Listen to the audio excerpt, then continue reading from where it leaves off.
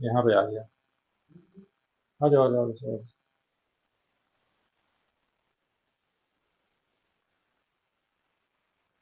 ठीक है, बैठो सब। Good morning everyone.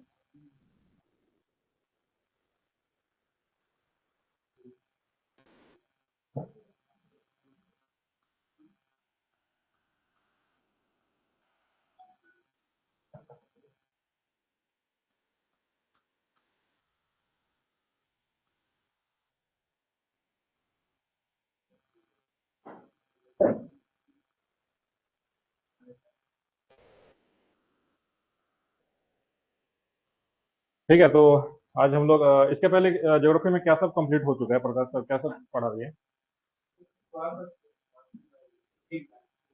अच्छा, सोलर सिस्टम सब हो गया है ना? अच्छा। ठीक है, तो हम लोग आज बेसिकली कॉन्स्टलेशन। कॉन्स्टलेशन में क्या ही जानना है, उसके बारे में बस जानो कि एक बस डेफिनेट पैटर्न होता है कॉन्स्टलेशन का, कुछ ग्रुप ऑफ स्टार्स होता है। कुछ बेसिक है, सो एनसीईआरटी में जो नेम है या किसी बुक में दिया है बस नाम रट लो। तो उतना ही काफी है, उससे ज्यादा उसमें कुछ वो बहुत बड़ा साइंस नहीं है कि उसको रिसर्च करना, उसको उतना ही। ठीक है। बाकी आगे हम लोग क्लास को बढ़ाते हैं ना। और जो है, आ जाओ, आ जाओ।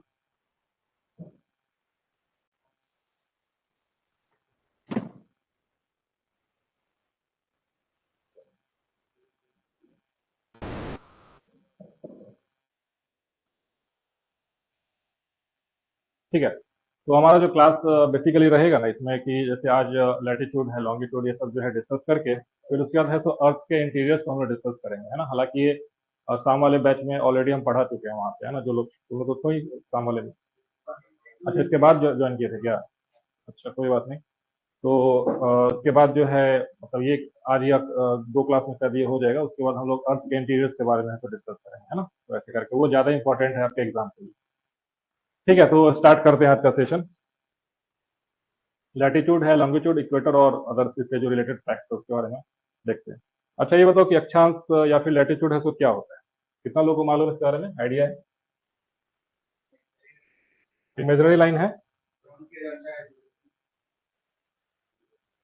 किस चीज को नापने के लिए?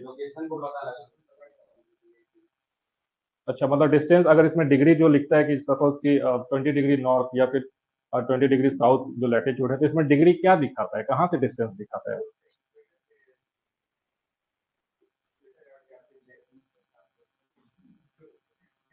देशांतर जो है लॉन्गिट्यूड हो गया। ठीक है, बता देते हैं, देखो क्या होता है ना। देखो, डिस्टेंस मेजर करने का दो तरीका होता है ना। एक होता है लीनियर डिस्टेंस। ठीक है, लीनियर मतलब कि जो रैखिक दूरी जो होती है, जैसे कि सपोज कि देखो समझो, जैसे कि ये है 2 पॉइंट। ठीक है, ए और बी 2 पॉइंट है ना। सपोज इसके बीच का कुछ डिस्टेंस होगा, सपोज कि 1 किलोमीटर है, सो डिस्टेंस 1 किलोमीटर है, सो डिस्टेंस है ना, दूरी इसके बीच में। तो ये बिल्कुल स्ट्रेट लाइन जो होगा, बिल्कुल जो सीधा, जो रेखा सीधी रेखा है ना, दो बिंदु के बीच में, उसको हम लोग बोलेंगे क्या? रैखिक दूरी, है ना, स्ट्रेट लाइन के बीच में।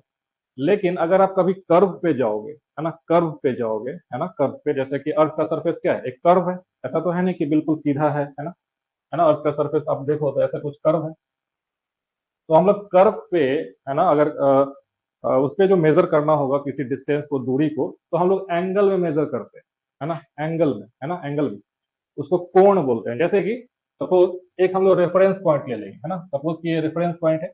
और सपोज कि यहाँ पे 2 पॉइंट हम लोग लेते हैं, है ना, ए और बी। ठीक है, सपोज ए और बी 2 पॉइंट है। तो इसके बीच में कितना दूरी है, अगर आप इसको लीनियर डिस्टेंस मेजर करोगे तो ये क्या होगा, जो सरकमफ्रेंस जो है वो मेजर करना होगा, है ना। लेकिन उससे ज्यादा आसान है कि आप अगर कोण को मेजर कर लो। कोण को कैसे मेजर करोगे? तो एक रेफरेंस पॉइंट कुछ भी हो सकता है, वहां से इसको ऐसे मिला दो दोनों पॉइंट को, और ये जो बीच का जो एंगल हुआ, है ना, ये जो एंगल हुआ, इसी को हम लोग एंगुलर डिस्टेंस बोलेंगे या फिर कोण बोलेंगे। कोण जो दूरी है वो हम लोग बोलेंगे। तो जो भी लैटिट्यूड या फिर जो भी लॉन्गिट्यूड जो आप डिग्री में देखते हो ना, वो एक्चुअली में क्या है? एंगुलर डिस्टेंस है। समझ में आ गया? ठीक है। अब देखते हैं कि किसके रेस्पेक्ट में, है ना, किसके आधार पे, किसके पर्सपेक्टिव में, है ना, ये जो है डिस्टेंस को मेजर किया जाता है। ठीक है, चलो।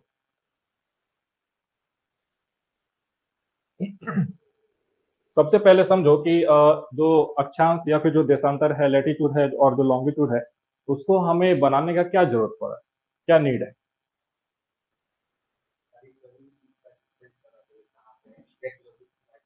आ जाओ आ जाओ आ जाओ। इसका मतलब ये है ना, सही बोला इसने कि यहाँ पे एसी पीछे वाला बंद है क्या? पीछे वाला भी चला दो, चालू है? ऐसा वैसा लग रहा है, ठीक।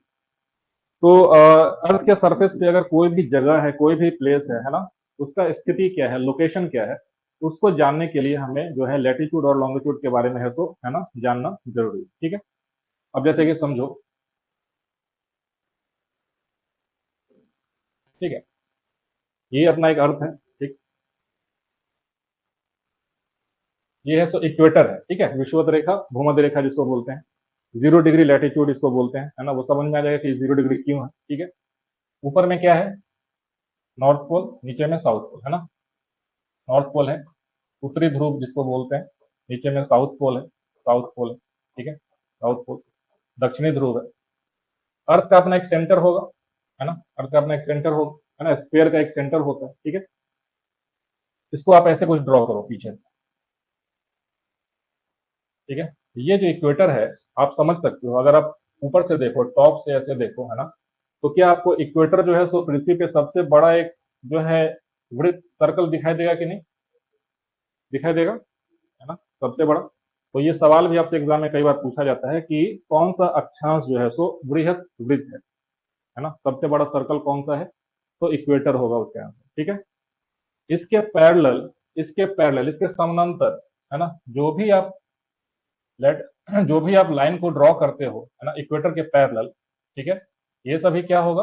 अक्षांश कहलाएगा, ठीक है। इसके पैरेलल, समानांतर, ठीक है,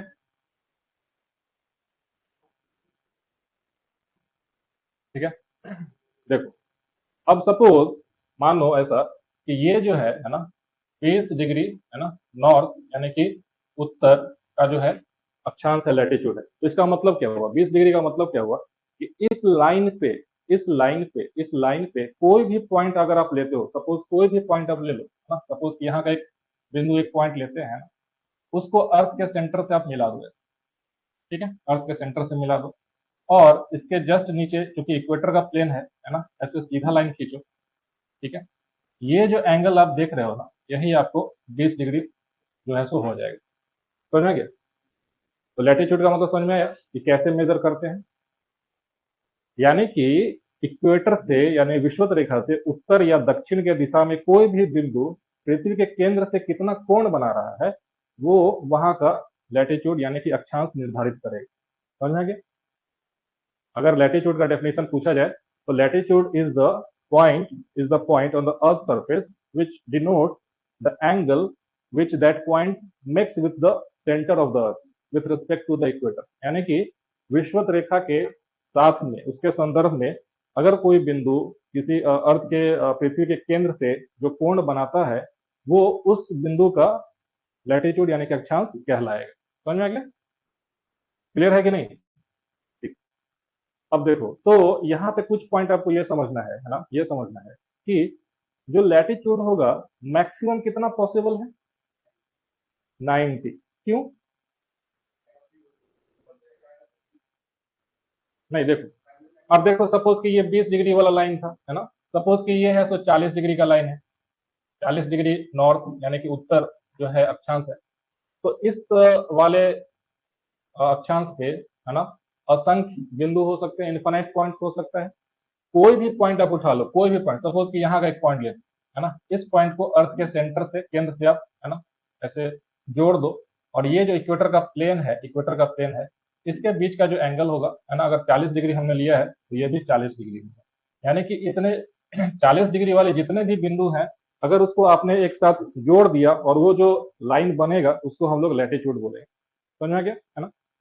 तो एक बात बताओ कि ये जो प्लेन है, इससे हम लोग एंगल बढ़ाते बढ़ाते मैक्सिमम कितना जा सकते हैं?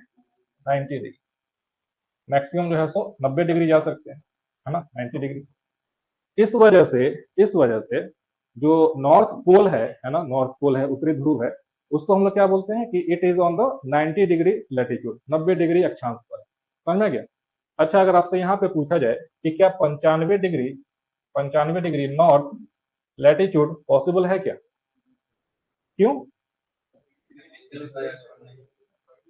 बढ़ नहीं सकता? क्यों बढ़ा नहीं सकते हो? ऐसे बढ़ा दो, 90 यहाँ है, 5 डिग्री और जोड़ दो, ये 95 हो गया। तो इसमें उल्टा हो जाएगा, इधर से ये 85 डिग्री हो जाएगा। समझ में गया? कोण हमेशा जो एक्यूट होता है, जो लघु कोण होता है, उसी को हम लोग मेजर करते हैं, है ना। ज्योमेट्री में आप बेसिक रूल्स पढ़ते होगे, जो कम वाला जो एंगल होता है उसी को हम लोग बताते हैं कि ये दो लाइन के बीच में इतना एंगल है सो बन रहा है। तो अगर ऐसा कभी सोचो कि 90 से बढ़ा के 5 और आगे चले जाएंगे, 95 कर देंगे, तो नहीं, वो 85 में चले जाओ, है ना। इस वजह से 90 डिग्री जो है मैक्सिमम जो है सो नॉर्थ के लिए पॉसिबल है।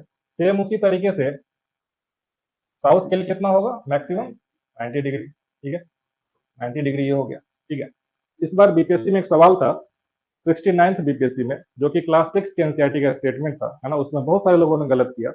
सवाल ये पूछा गया था कि पृथ्वी पे अगर आप इक्वेटर को इंक्लूड करते हो, विषुवत रेखा को इंक्लूड करते हो, तो टोटल अक्षांश टोटल कितना है? अगर एक एक डिग्री के गैप पे अगर आप मेजर करते हो, बताओ तो कितना होगा? 181।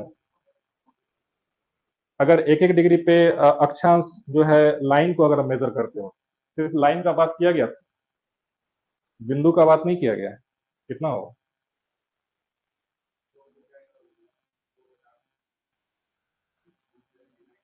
179 उसका आंसर है ना। 179 उसका आंसर है ना। अगर एक एक डिग्री पे आप लेते हो सब, 1 degree, 2 degree, 3 degree, 4 degree, 5 degree ऐसे करके, तो ये 90 डिग्री है ना। 90 डिग्री लेटीट्यूड जो है सो कोई सर्कल या कुछ ऐसा लाइन नहीं है, वो एक पॉइंट हो जाता है, एक बिंदु हो जाता है ना, बिंदु हो जाता है। तो आप ये कह सकते हो कि ऊपर में कितना लैटिट्यूड है? 89, सॉरी डिग्री नहीं, 89 है नंबर, है ना। एक से लेके 89 तक, है ना, 89 हो गया।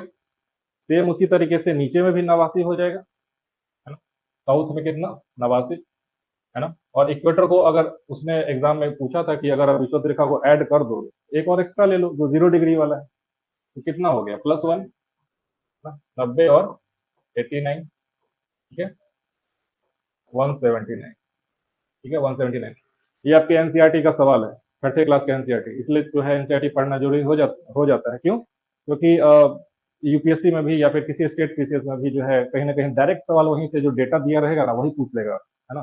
तो एटलीस्ट एनसीईआरटी का जो डेटा है वो मतलब जो है आपको याद होना चाहिए, है ना। तो 179 होगा, ठीक है। ये हो गया आपको लैटिट्यूड के बारे में, ठीक है। अच्छा, लैटिट्यूड का सिर्फ मतलब जो अक्षांश का सिर्फ इसी बात से मतलब है कि हमें पृथ्वी के ऊपर जो है किसी पॉइंट को उसको जो है बताना है कि ये इतने डिग्री पे है, या फिर इसका कुछ और महत्व भी है? अगर हम लोग किसी एरिया का अगर लैटिट्यूड अगर बताते हैं कि ये इतना लैटिट्यूड है, तो बताओ उससे हम लोग क्या सब चीज समझ सकते हैं?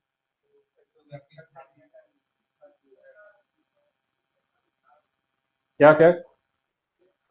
हाँ, किसी देश का विस्तार समझते हैं, बिल्कुल बिल्कुल, है ना। मतलब कि आप किसी एरिया को बता सकते हो, क्षेत्र को बता सकते हो कि इसका विस्तार जो है सो इतना लैटिट्यूड के बीच में, ठीक है। देखो, तो ये तो हो गया, लेकिन उससे हम लोग कई सारा चीज है सो जानते हैं, कई सारा चीज जानते हैं, ठीक है। आगे बताएंगे। अच्छा ये बताओ कि पृथ्वी जो है अपने अक्ष पे, है ना, कितने डिग्री पे झुका हुआ है? 23.5 डिग्री, है ना। क्यों?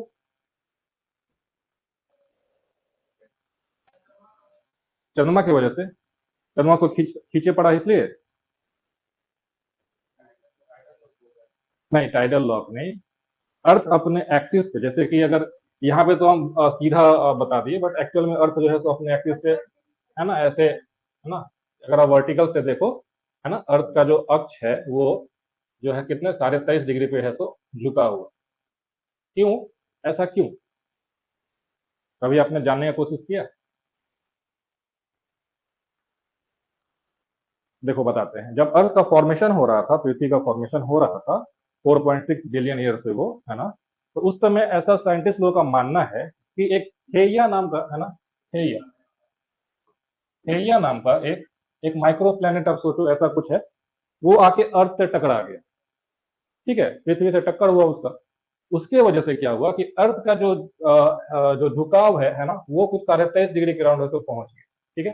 और उसके कोलिजन की वजह से अर्थ के ऊपर से बहुत सारे जो पार्टिकल्स जो है ना, वो अर्थ के सरफेस से बाहर गए, और ये समय के साथ साथ आपस में ग्रेविटी गुरुत्वाकर्षण की वजह से है ना जुड़ करके और हमारा चंद्रमा बन गया।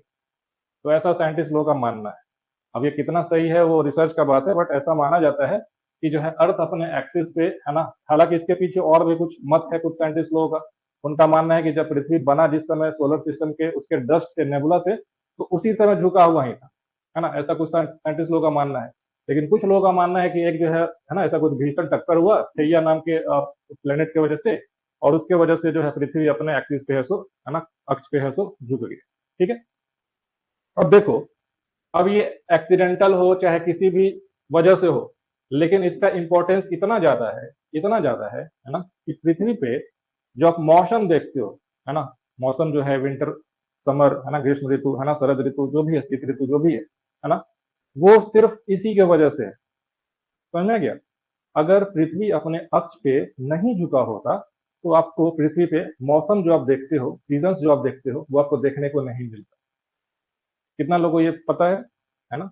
देखो इसके पीछे का रीजन क्या है, देखो बताते हैं। लैटिट्यूड को इसलिए जानने का जरूरत है ना, क्योंकि आप पृथ्वी के ऊपर उस रीजन में, उस क्षेत्र में किस प्रकार का वेदर होगा, मौसम होगा, है ना, वो वहां के लैटिट्यूड से जो है सो निर्धारित होता है। ठीक है। जैसे देखो, ये हमारा सूर्य, ठीक है, ये सूर्य सन है, और अर्थ जो है इसके चारों तरफ जो है सो, है ना, परिक्रमा लगाएगा। ठीक है। दो ऐसा पॉइंट हम लोग देखते हैं, है ना, और आपको मालूम है कि अर्थ जो है अपने एक्सिस पे कितना झुका हुआ है, 23.5 पे है सो झुका हुआ है, और पश्चिम से पूरब की तरफ जो है सो घूर्णन कर रहा है, रोटेशन हो रहा है ना, पश्चिम से पूरब की तरफ, है ना। ये आप याद रखना, कई बार लोगों को कंफ्यूजन होता है कि अर्थ जो है सो अपने एक्सिस पे किस तरीके से रोटेशन करता है, घूर्णन कैसे करता है। तो वेस्ट टू ईस्ट, है ना, पश्चिम से पूरब की तरफ। आपको कैसे याद रखना है, तो सूरज जो है सो पूरब से पश्चिम की ओर जो है सो, है ना, जाता है, पूरब में जो है सो उगता है, पश्चिम में है सो सूरज जो है सो डूबता है, सूर्यास्त होता है। तो इस वजह से अब चूंकि सूरज का मूवमेंट हमारा अर्थ के पर्सपेक्टिव में उल्टा होता है, तो अर्थ भी अपने एक्सिस पे है सो वेस्ट टू ईस्ट, यानी कि पश्चिम से पूरब घूम रहा होगा। तो देखो इसका प्रभाव क्या होगा, सूरज से जो भी किरण है, जो भी सनलाइट है, वो तो पृथ्वी पे पहुंच रहा होगा, है ना, पृथ्वी पे पहुंच रहा होगा। ये अर्थ का हमारा ये बीच का पृथ्वी का जो है विश्वत रेखा हो गया, विश्वत रेखा होगी, है ना, विश्वत रेखा होगी, है ना। विश्वत रेखा के ऊपर में जो है उसको हम लोग नॉर्दर्न हेमिस्फीयर यानी कि उत्तरी गोलार्ध बोलेंगे। ठीक है। और नीचे में जो है उसको दक्षिणी गोलार्ध बोलेंगे, है ना। और दोनों का एरिया है सो बिल्कुल सेम हो गया, यानी कि जो इक्वेटर है, जो विश्वत रेखा है, वो पृथ्वी को दो बराबर भागों में है सो बांटता है ना, दो बराबर भागों में विभाजन बांटता है। ठीक है। तो ये नॉर्दर्न हेमिस्फीयर है, ये साउदर्न यानी कि दक्षिणी गोलार्ध। इस वाले लोकेशन पे आप ये बताओ कि उत्तरी गोलार्ध में या फिर दक्षिणी गोलार्ध में सूरज का जो रोशनी है वो सबसे ज्यादा कहाँ पे जो लंबवत पड़ रहा होगा? साउथ में। साउथ में क्यों? क्योंकि ये वाला जो पार्ट है, आप देखो सूर्य की तरफ है तो ज्यादा, है ना, टिल्टेड है सूर्य की तरफ, है ना। तो इस वजह से क्या होगा कि यहाँ पे साउदर्न हेमिस्फीयर में क्या होगा, है ना, समर सीजन होगा। विंटर कौन बोला? समर सीजन होगा, क्योंकि वो सूर्य की तरफ ज्यादा है, ज्यादा नजदीक है ना। लेकिन जो उत्तरी गोलार्ध है, नॉर्दर्न हेमिस्फीयर है, ये देखो क्या सन से अवे है कि नहीं, सन से दूर है कि नहीं। तो यहाँ पे क्या होगा, विंटर सीजन हो जाए, विंटर सीजन हो जाए। ठीक है। विंटर, है ना, शीत ऋतु। अब क्या होगा, पृथ्वी वापस से ऐसे घूमते घूमते घूमते घूमते सोचो कि यहाँ पहुंच गए, है ना, इस वाले रीजन में पहुंच गए। तो क्या यहाँ पे जो एक्सिस है वो तो बिल्कुल ऐसा ही रहेगा, है ना, एक्सिस जो है बिल्कुल ऐसा फिक्स रहेगा, है ना? जो अक्ष है। अब क्या होगा, फिर से देखो ये इक्वेटर हो गया। अब देखो इसकी, और ये अगर पॉइंट ए अगर लेते हैं, लोकेशन इसको बी लेते हैं, ठीक है। तो ए और बी के बीच में देखो क्या, जो हमारा नॉर्दर्न हेमिस्फीयर है ना, जो उत्तरी गोलार्ध है, अब क्या ये अर्थ के सन के नजदीक है तो पहुंच गया कि नहीं, और ये वाला जो पार्ट है सन से दूर हो गया, सन से दूर हो गया। तो क्या अब यहाँ पे है सो समर सीजन होगा कि नहीं, है ना, समर सीजन हो जाएगा। ठीक है। समर, जैसे कि अभी जो है 21 जून को, 21 जून को अगर आप देखो, अगर ये अगर आप सिचुएशन देखते हो, तो 21 जून को, है ना, ट्रॉपिक ऑफ कैंसर यानी कि कर्क रेखा, है ना, कर्क रेखा पे जो सूर्य का प्रकाश जो लंबवत होता है, कब होता है, तो 21 जून। ठीक है। 21 जून। तो यहाँ पे क्या होगा, समर सीजन, और इसके अपोजिट नीचे क्या होगा, विंटर हो जाएगा, है ना, विंटर। ठीक है, विंटर। लेकिन अगर सपोज कि अर्थ अपने एक्सिस पे, पृथ्वी अपने एक्सिस पे, अक्ष पे अगर नहीं झुका होता, है ना, बिल्कुल सीधा होता, वर्टिकल होता, तो क्या ये चीज जो है सो राउंड द ईयर जो है सो यूनिफॉर्म रहता है कि नहीं, है ना, कि 12 घंटे का दिन होता, 12 घंटे का रात होता, 12 घंटे का दिन होता, 12 घंटे का रात होता, और जो इक्वेटर के पास का एरिया है वो ज्यादा गर्म होता, और पोलर एरिया थोड़ा सा कम गर्म होता, ठंडा होता, लेकिन वहां पे 12 घंटे का दिन और 12 घंटे का रात है सो फिक्स हो जाता। लेकिन अर्थ के एक्सिस के झुकाव के वजह से, है ना, एक तो समर और विंटर सीजन का जो है सो आप देखो तो अलग अलग हो गया। दूसरा, दिन और रात का लंबाई के ऊपर भी फर्क पड़ता है। क्या दिन और रात जो है, अभी गर्मी में देखो, सुबह 5:30 पे आप देखो तो बाहर सनलाइट ये सब आ जाता है, और शाम में ऑलमोस्ट 6:30 तक जो है, 7 बजे तक आपको लाइट जो है सो दिखता रहे। तो क्या दिन है सो दिन का लंबाई ज्यादा है कि नहीं, और रात का लंबाई है सो कम है। लेकिन जैसे जैसे इस वाले पॉइंट पे आएगा, ये इस वाले पॉइंट पे, सपोज हम लोग नॉर्दर्न हेमिस्फीयर में रहते हैं, है ना, इंडिया है सो नॉर्दर्न हेमिस्फीयर में। जब इस वाले पॉइंट पे आ जाएगा तो आप देखोगे कि जो ठंड के समय में रात का जो लंबाई है वो बढ़ जाता है ना, और दिन का है सो 12 घंटे से कम हो जाएगा। ये भी किसके वजह से हो रहा है, अर्थ के टिल्ट के वजह से, एक्सिस के झुकाव की वजह से। अगर ऐसा नहीं होता तो हर जगह पे 12 घंटे का दिन और 12 घंटे का रात। समझ में आ गया, क्योंकि 24 घंटे में है सो पृथ्वी अपने एक्सिस पे घूम जाता है एक बार 24 घंटे में। तो अर्थ के अपने एक्सिस पे झुकाव होने की वजह से, एक तो आपको है सो सीजन यानी कि मौसम का है सो फर्क आपको हो जाएगा, है ना, ऋतु, है ना, और दूसरा, आपका दिन और रात के बीच का जो अंतर है, दिन और रात के बीच का जो समय है, वो भी इससे है सो निर्धारित होता है। ठीक है, यहाँ तक क्लियर है। ठीक। चलो, लैटिट्यूड्स के बारे में और भी चीज जानते हैं, है ना, और क्या होगा। ठीक। यहाँ तक डाउट है किसी को, कोई डाउट हो तो पूछ लेना, है ना। लैटिट्यूड के बारे में कुछ और फैक्ट्स आप जानो। अगर ये देखा जाए कि क्या सारे लैटिट्यूड्स का जो है जो लंबाई है, क्या वो सेम होता है क्या, नहीं होता है। सबसे बड़ा अक्षांश कौन सा है, इक्वेटर, विषुवत रेखा। सबसे छोटा कौन होगा, पोल, है ना, बिल्कुल बिंदु हो जाएगा वो, है ना। तो आपको ये बात ध्यान रखना है कि जो लैटिट्यूड है ना, लैटिट्यूड है ना, दे आर नॉट इक्वल। ठीक है, दे आर नॉट इक्वल। ठीक है, यानी कि इनकी लंबाई बराबर नहीं है। ठीक है, लंबाई बराबर नहीं है। ठीक है, बराबर नहीं। ठीक है, नहीं है। दूसरा पॉइंट आपको याद रखना है ना, कि अगर आप दो लैटिट्यूड के बीच में अगर 1 डिग्री का फर्क है, 1 डिग्री का फर्क है ना, तो उसके बीच की जो दूरी होती है वो कितना होता है, 111 किलोमीटर, है ना। ये भी आपके एनसीईआरटी में दिया हुआ है, एग्जाम में पूछ सकता है, कहीं भी पूछ सकता है, याद रखना। कहने का मतलब ये है कि सपोज कौन सा दूरी का बात करता है, तो सपोज कि ये एक लैटिट्यूड है, ठीक है, और ये एक लैटिट्यूड है, दोनों के बीच में 1 डिग्री का फर्क है, तो ये जो दूरी है ना, ये जो दूरी हो ना, ये कितना है, 111 किलोमीटर, 111 किलोमीटर, 111 किलोमीटर। लेकिन ये 111 किलोमीटर जो है, क्या ये यूनिफॉर्म है क्या,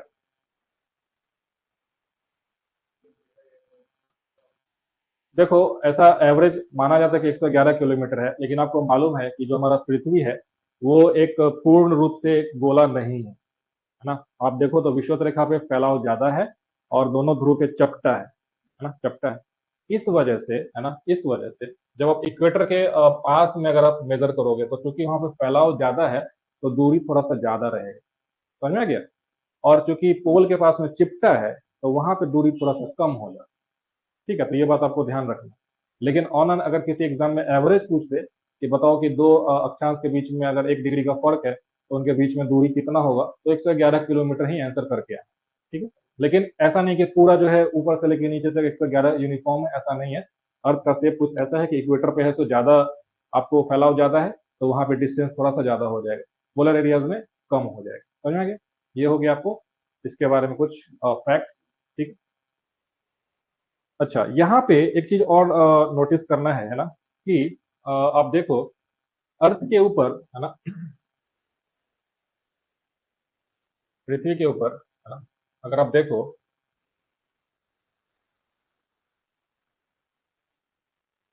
ये जो है आपका विषुवत रेखा हो गया, ठीक है। दूसरा हो गया कर्क रेखा, है ना, और ये है आर्कटिक वृत्त, ठीक है। भूमध्य रेखा भी इसी को बोलते हैं, ठीक है। विषुवत रेखा, विषुवत रेखा 0 डिग्री, है ना। अच्छा, तो ये समझ में आया कि 0 डिग्री क्यों होगा। 0 डिग्री इसलिए होगा क्योंकि इक्वेटर पे कोई भी पॉइंट आप लो, इक्वेटर के कोई भी पॉइंट आप लो, है ना, जिसको आप ऐसे लो, और इसी प्लेन पे उसको आप एंगल है मेजर कर रहे हो, तो उसी प्लेन पे अगर कोई भी पॉइंट रहेगा तो 0 डिग्री ही बनाएगा, इस वजह से इक्वेटर है सो 0 डिग्री हो जाएगा। दूसरा जो है ना, कर्क रेखा। कर्क रेखा कितना पे होता है, 23.5 डिग्री पे। अब ये बताओ कि ये 23.5 डिग्री पे क्यों है? और ये जो है आर्कटिक वृत्त है ना, आर्कटिक सर्कल इसको बोलते हैं, आर्कटिक सर्कल। आर्कटिक सर्कल 66.5 है। क्यों है आर्कटिक वृत्त, क्यों है 66.5 पे, क्यों है वो 70 पे क्यों नहीं, 80 पे क्यों नहीं, बताओ।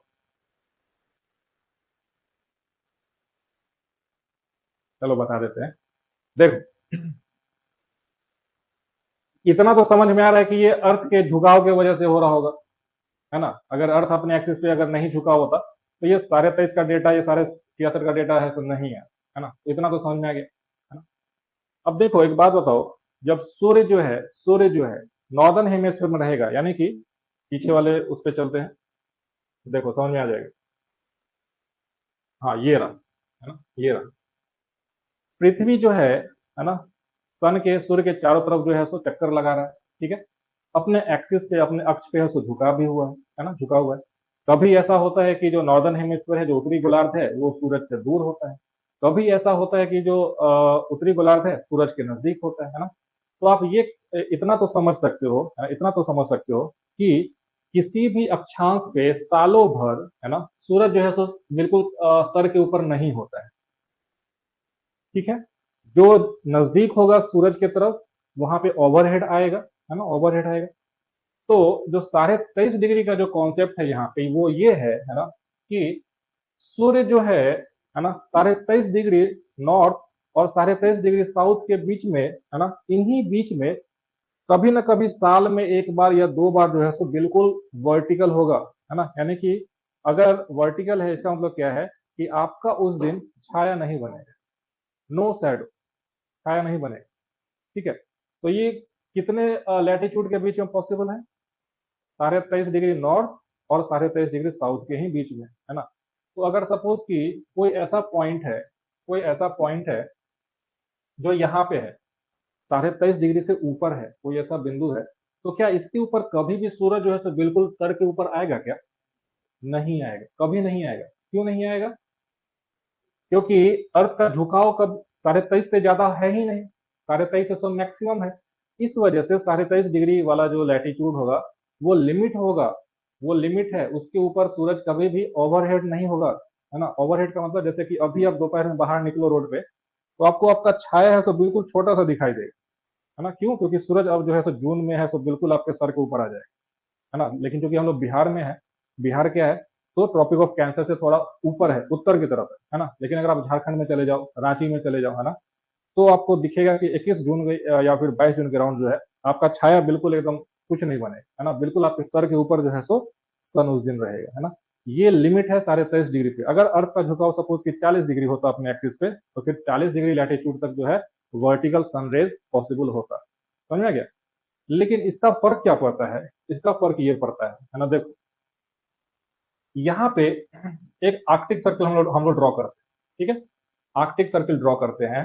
ये जो सूरज जो जब इस लोकेशन पे सूरज का जो प्रकाश है ना, आर्कटिक सर्कल के ऊपर में हम लोग ये वाले पॉइंट को आप समझो कि 21 जून के राउंड कर्क रेखा पे है, तो सूर्य का जो प्रकाश है वो लंबवत वर्टिकल है, तो पड़ रहा है ना।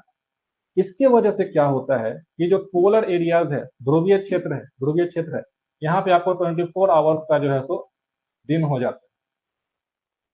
समझ में गया? क्यों? क्योंकि यहाँ पे भी अगर कोई पॉइंट रहेगा ना, तो आप देखो सनलाइट यहाँ पे पहुंचेगा, समझ में आ गया। तो ये जो एंगल जो है 66.5 का, है ना, आप देखो वर्टिकल यहाँ पे कितना पे है, 23.5 पे है ना, 23.5 पे मैक्सिमम है कर्क रेखा पे 21 जून को।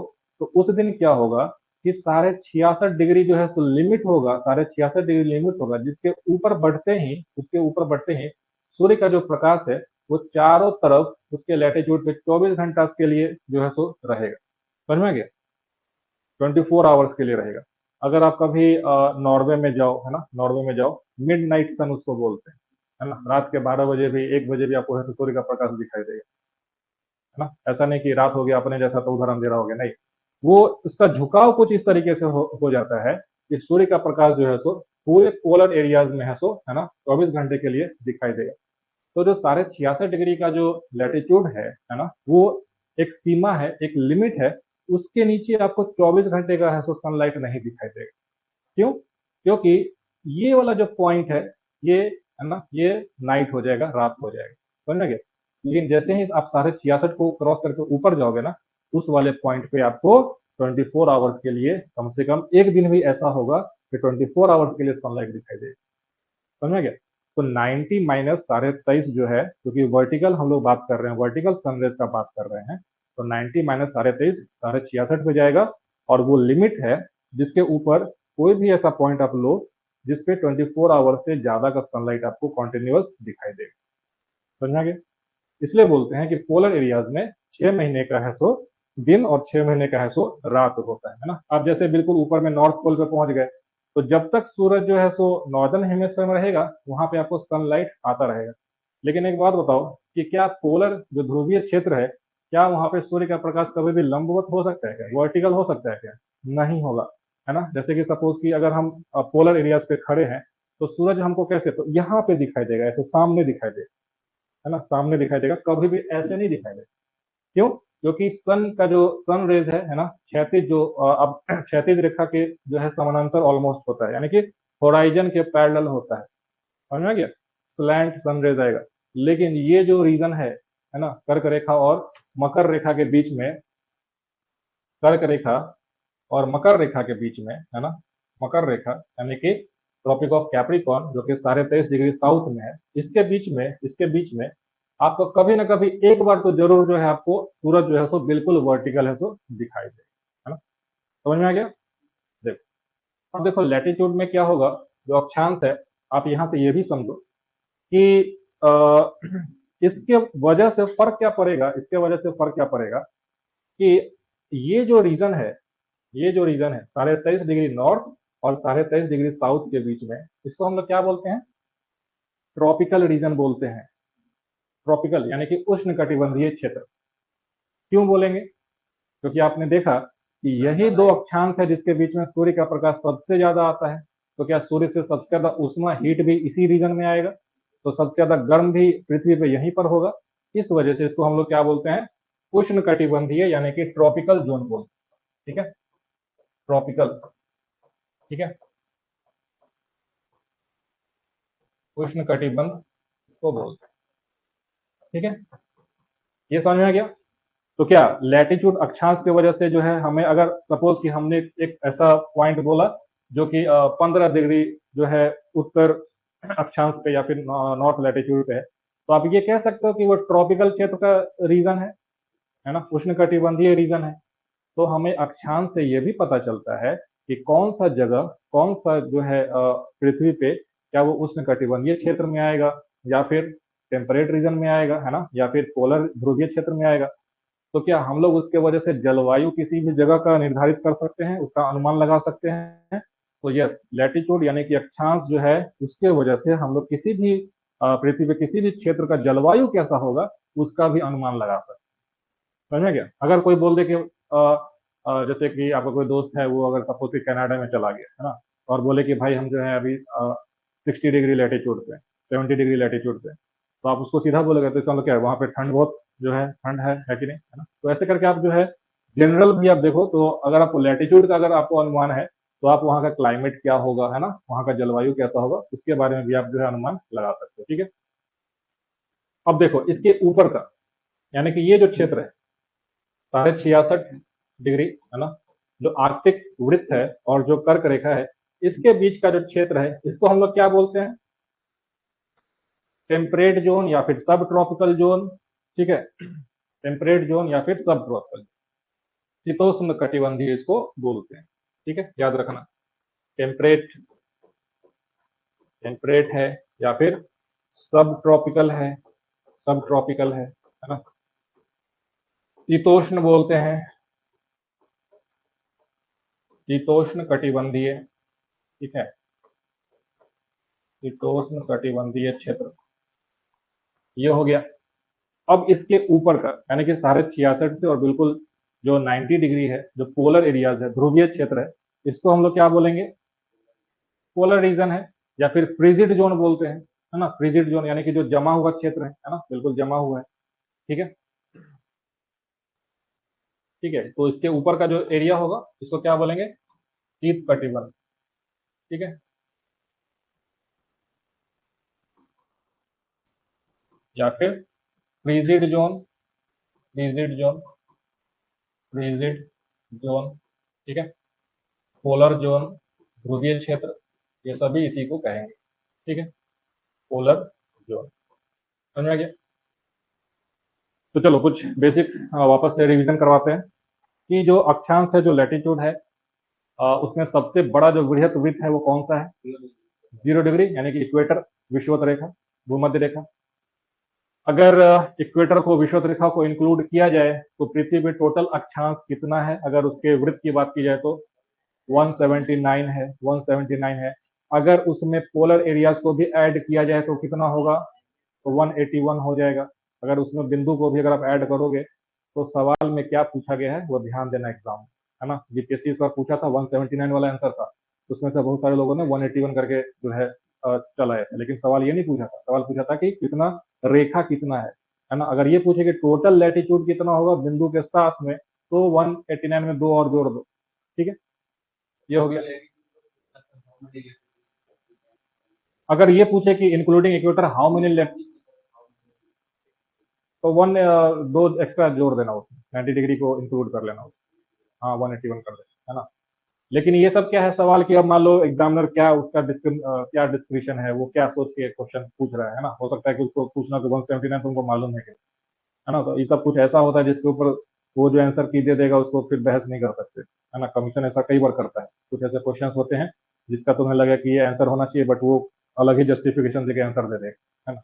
लेकिन ऐसा करेगा नहीं, है ना, ऐसा करेगा नहीं। अगर इसको ये कॉन्सेप्ट पूछना होगा तो 179 वाला आंसर है, कुछ ऐसा फ्रेम जरूर करेगा, स्टेटमेंट ऐसा जरूर लिख देगा जिससे ये समझ में आ जाएगा कि ये है सो 179 वाला है पूछ रहा है।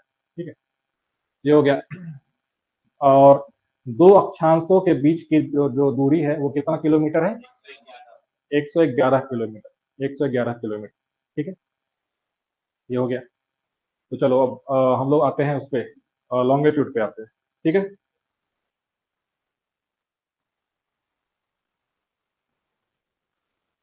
देखो ये वाला डायग्राम जो है आपको थोड़ा ज्यादा समझ में आ रहा होगा, है ना। जो अभी हमने देखा लैटिट्यूड, है ना, कि सपोज कि यहाँ पे जो है कोई पॉइंट है ना, इसको अगर इसने 30 डिग्री मेजर किया है, तो अर्थ के सेंटर से, पृथ्वी के केंद्र से आपने एक रेखा जो है सो इक्वेटर की तरफ हिलाया, अब प्लस यहाँ से इस पॉइंट के बीच में, और इसके बीच का जो कोण है, जो एंगल है, उसी को हम लोग उसका लैटिट्यूड बोल देंगे। ठीक है, समझ में आ गया। ये चीज मैंने आपको अभी बताया, north pole, polar region, temperate zone, tropics, है ना। तो ट्रॉपिक्स मतलब कि कितने, ये डिग्री याद रखो, ट्रॉपिक ऑफ कैंसर यानी कर्क रेखा 23.5 के बीच में, है ना, नॉर्थ और इधर साउथ, 23.5 डिग्री दक्षिण। ठीक है ना, दो ऐसे करके पॉइंट दे देते हैं। प्लस जो टेम्परेट जोन है, शीतोष्ण का जो रीजन है, जो क्षेत्र है, वो कितना, 23.5 से 66.5 के बीच में, 66.5 के बीच में, 66 नॉर्थ, और ये बिल्कुल 90 डिग्री हो जाएगा, 90 डिग्री हो जाएगा, पोलर रीजन हो जाएगा, है ना। ये आपको बहुत ज्यादा मदद करेगा जब हम लोग एटमोस्फेयर पढ़ेंगे, है ना। जैसे शाम वाले बैच में कुछ बच्चे हैं जो क्लास किए थे, तो वहां पे याद करो जब हम लोग जो है हेडलेस सेल, फेडल सेल और पोलर सेल डिस्कस कर रहे थे, है ना, वायुदाब पट्टी, सब ट्रोपल बेल्ट, है ना, इस तरह का जो हम डिस्कस करेंगे, तब आपको इसका सिग्निफिकेट जो महत्व है वो और समझ में आएगा। ना, आगे आप जब आगे वाले क्लास में देखेंगे। ये हो गया। चलो अब यहीं पे लॉन्गिट्यूड को समझते हैं ना। देशांतर, लॉन्गिट्यूड आपको दिख रहा होगा, लॉन्गिट्यूड। इसके कॉन्सेप्ट को समझो कि लॉन्गिट्यूड क्या होता है। बताओ लॉन्गिट्यूड क्या होता है। समय समय के लिए, ठीक है, समय से उसका है, समय से रिलेटेड है, लॉन्गिट्यूड है। बट क्या सिर्फ समय के लिए ही उसको यूज करते हैं? देखो पृथ्वी पे, है ना, जैसे कि सपोज कि हमने पृथ्वी पे बोला, अगर सपोज कि हमारा कोई लोकेशन पूछे, है ना, हमारा कोई लोकेशन पूछे, तो हमने बोल दिया कि भाई हम जो है 85 डिग्री, सॉरी 25 डिग्री, सपोज हमने बोला कि हम जो है 25 डिग्री नॉर्थ लैटिट्यूड पे है ना। कोई हमसे पूछा कि दोस्त कहाँ हो, अरे भाई हम तो 25 डिग्री नॉर्थ लैटिट्यूड पे अक्षांश पे हैं।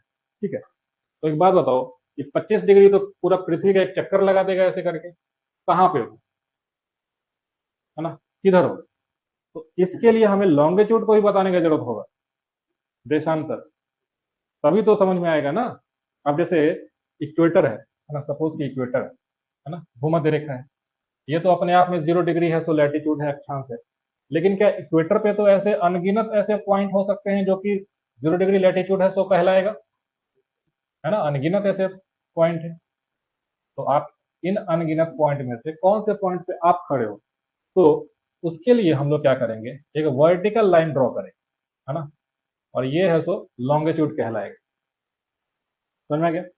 तो लैटिट्यूड और जो लॉन्गिट्यूड है, यानी कि जो अक्षांश है और ये जो देशांतर है, पूरे पृथ्वी को एक ग्रिड में तोड़ता है। ग्रिड मतलब जैसे कि बचपन में आप जो है ग्राफ पेपर यूज करते होगे, है ना, स्कूल के एग्जाम में ग्राफ पेपर आप बनाते होगे, है ना। ग्राफ पेपर कैसा होता है ना, उसमें एक्सिस रहेगा, बाकी आप देखें तो ऐसे कई सारे वर्टिकल, है ना, लाइन रहेगा, फिर इसके पैरेलल ऐसे लाइन रहता है ना, ऐसे वर्टिकल पैरेलल लाइन। तो क्या होगा, इसी ग्राफ पेपर को आप समझो कि जब पृथ्वी के रेफरेंस में अगर आप कोई ग्राफ पेपर ड्रॉ करोगे, तो ये कहलाएगा लैटिट्यूड, अक्षांश। ठीक है ना, अक्षांश कहलाएगा। ठीक है, ये जो पैरेलल लाइन है ना, जो हॉरिजॉन्टल जो लाइन है, इसको क्या बोलेंगे, लैटिट्यूड। और जो वर्टिकल लाइन है ना, ये जो लाइन है, इसको हम लोग क्या बोलेंगे, लॉन्गिट्यूड। ठीक है, यानी कि देशांतर रेखा है। ठीक है, देशांतर। तो ये तो हो गया कि आपको एक डिस्क्रिप्शन समझ में आया कि जो हॉरिजॉन्टल है उसको लैटिट्यूड बोलते हैं, जो वर्टिकल है, जो लंबवत है, उसको हम लोग देशांतर बोलते हैं। लेकिन जब देशांतर का जब कोण आप बोलोगे, है ना, कि 30 डिग्री देशांतर पे, पूर्वी देशांतर पे, या फिर 30 डिग्री पश्चिमी देशांतर पे है, तो वो डिग्री कहाँ से मेजर करते हैं, क्या मेजर करते हैं? चलो बताते हैं। हाँ बताओ। अच्छा, क्वेश्चन ये है कि जब हम लोग देशांतर का डिग्री मेजर करते हैं, देशांतर का डिग्री मेजर करते हैं, जैसे कि बोल दिए कि 30 डिग्री ईस्ट लॉन्गिट्यूड पे या फिर 25 डिग्री वेस्ट लॉन्गिट्यूड पे है, तो ये डिग्री कहाँ से मेजर करते हैं, रेफरेंस पॉइंट क्या होता है, पोल से? बताओ बताओ। इक्वेटर से ही करते हैं, बता देते हैं क्या होता है। ठीक है, देखो इक्वेटर के सेंटर पास से समझ में आ जाएगा। देखो देखो इसी डायग्राम को समझो।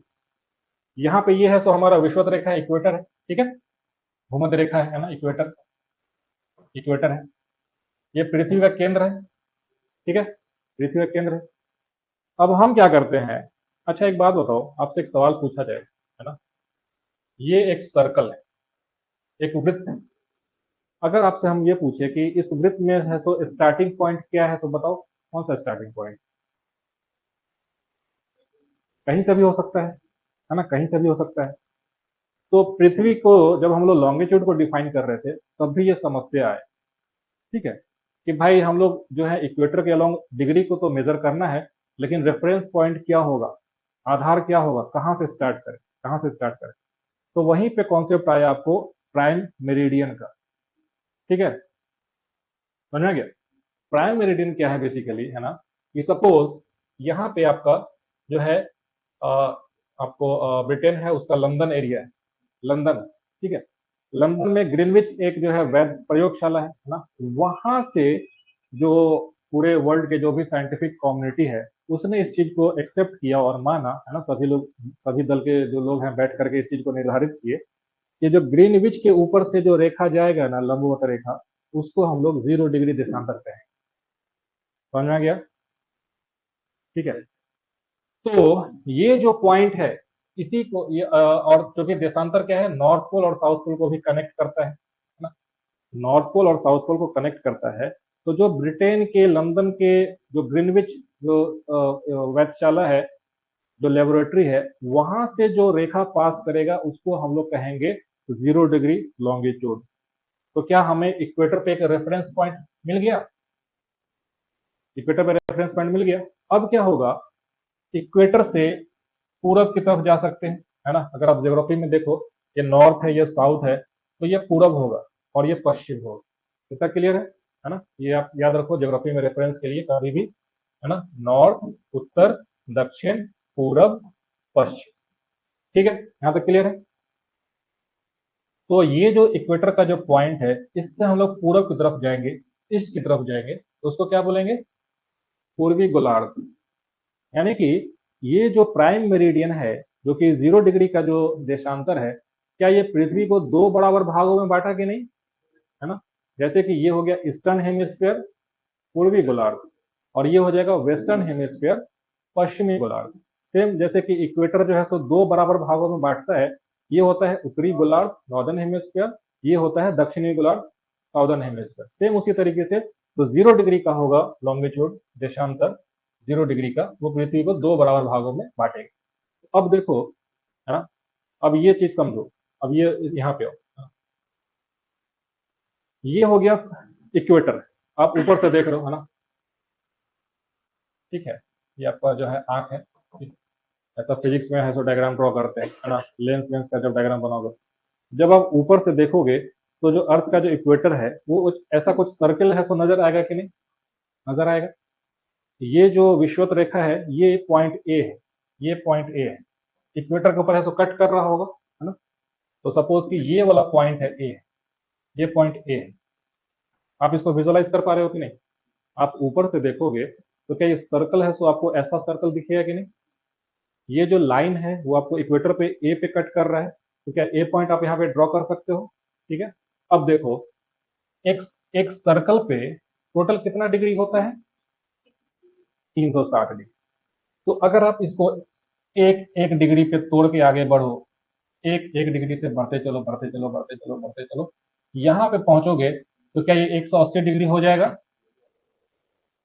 है ना। जैसे कि आप यहाँ से ये एंगल मेजर करो, ये एंगल 1 डिग्री है, 1 डिग्री, ये एंगल और जोड़ दो दोनों को, 2 डिग्री हो जाएगा। तो ऐसे करते करते जब आप पीछे पहुंचोगे तो क्या पूरा का जो है सो 180 डिग्री होगा कि नहीं? 180 डिग्री हो जाएगा, है ना। तो ये यही है आपका 1 डिग्री, 2 डिग्री, 3 डिग्री, 4 डिग्री देशांतर। समझ में आया? यानी कि ये जो है, ये लाइन, ये लाइन, ये कितना है? 1 डिग्री, है ना। अगर ये पॉइंट और ऐसे ऐड कर दो तो यहाँ पे एक्स्ट्रा 1 डिग्री, तो ये क्या 2 डिग्री हो गया, ये वाला पॉइंट, है ना, ए बी सी डी, है ना। अगर डी पॉइंट को बात करो तो कितना हो जाएगा इसके रेस्पेक्ट में, ए के रेस्पेक्ट में, 1 2 3, 3 डिग्री हो जाएगा, 3 डिग्री, है ना। ये एंगल हो गया। तो जब आप इसको दोनों को ऐसे, है ना, नॉर्थ पोल, साउथ पोल और इस बिंदु को ऐसे ऐसे जोड़ दो तो ये उतना डिग्री का है सो देशांतर बन जाएगा। समझ में आ गया? देशांतर जो है लॉन्गिट्यूड कैसे हम लोग ड्रॉ करते हैं। लेट क्लास ज्वाइन किए? नहीं, लेट मत करो।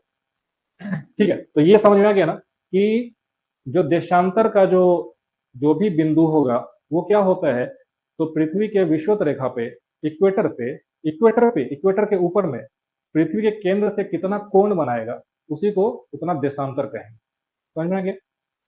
आपके एनसीईआरटी में इसका जो है डेफिनेशन, ये सब थोड़ा सा ऐसा लिखा रहता है कि आप उसको विजुअलाइज नहीं कर पाओगे, है ना।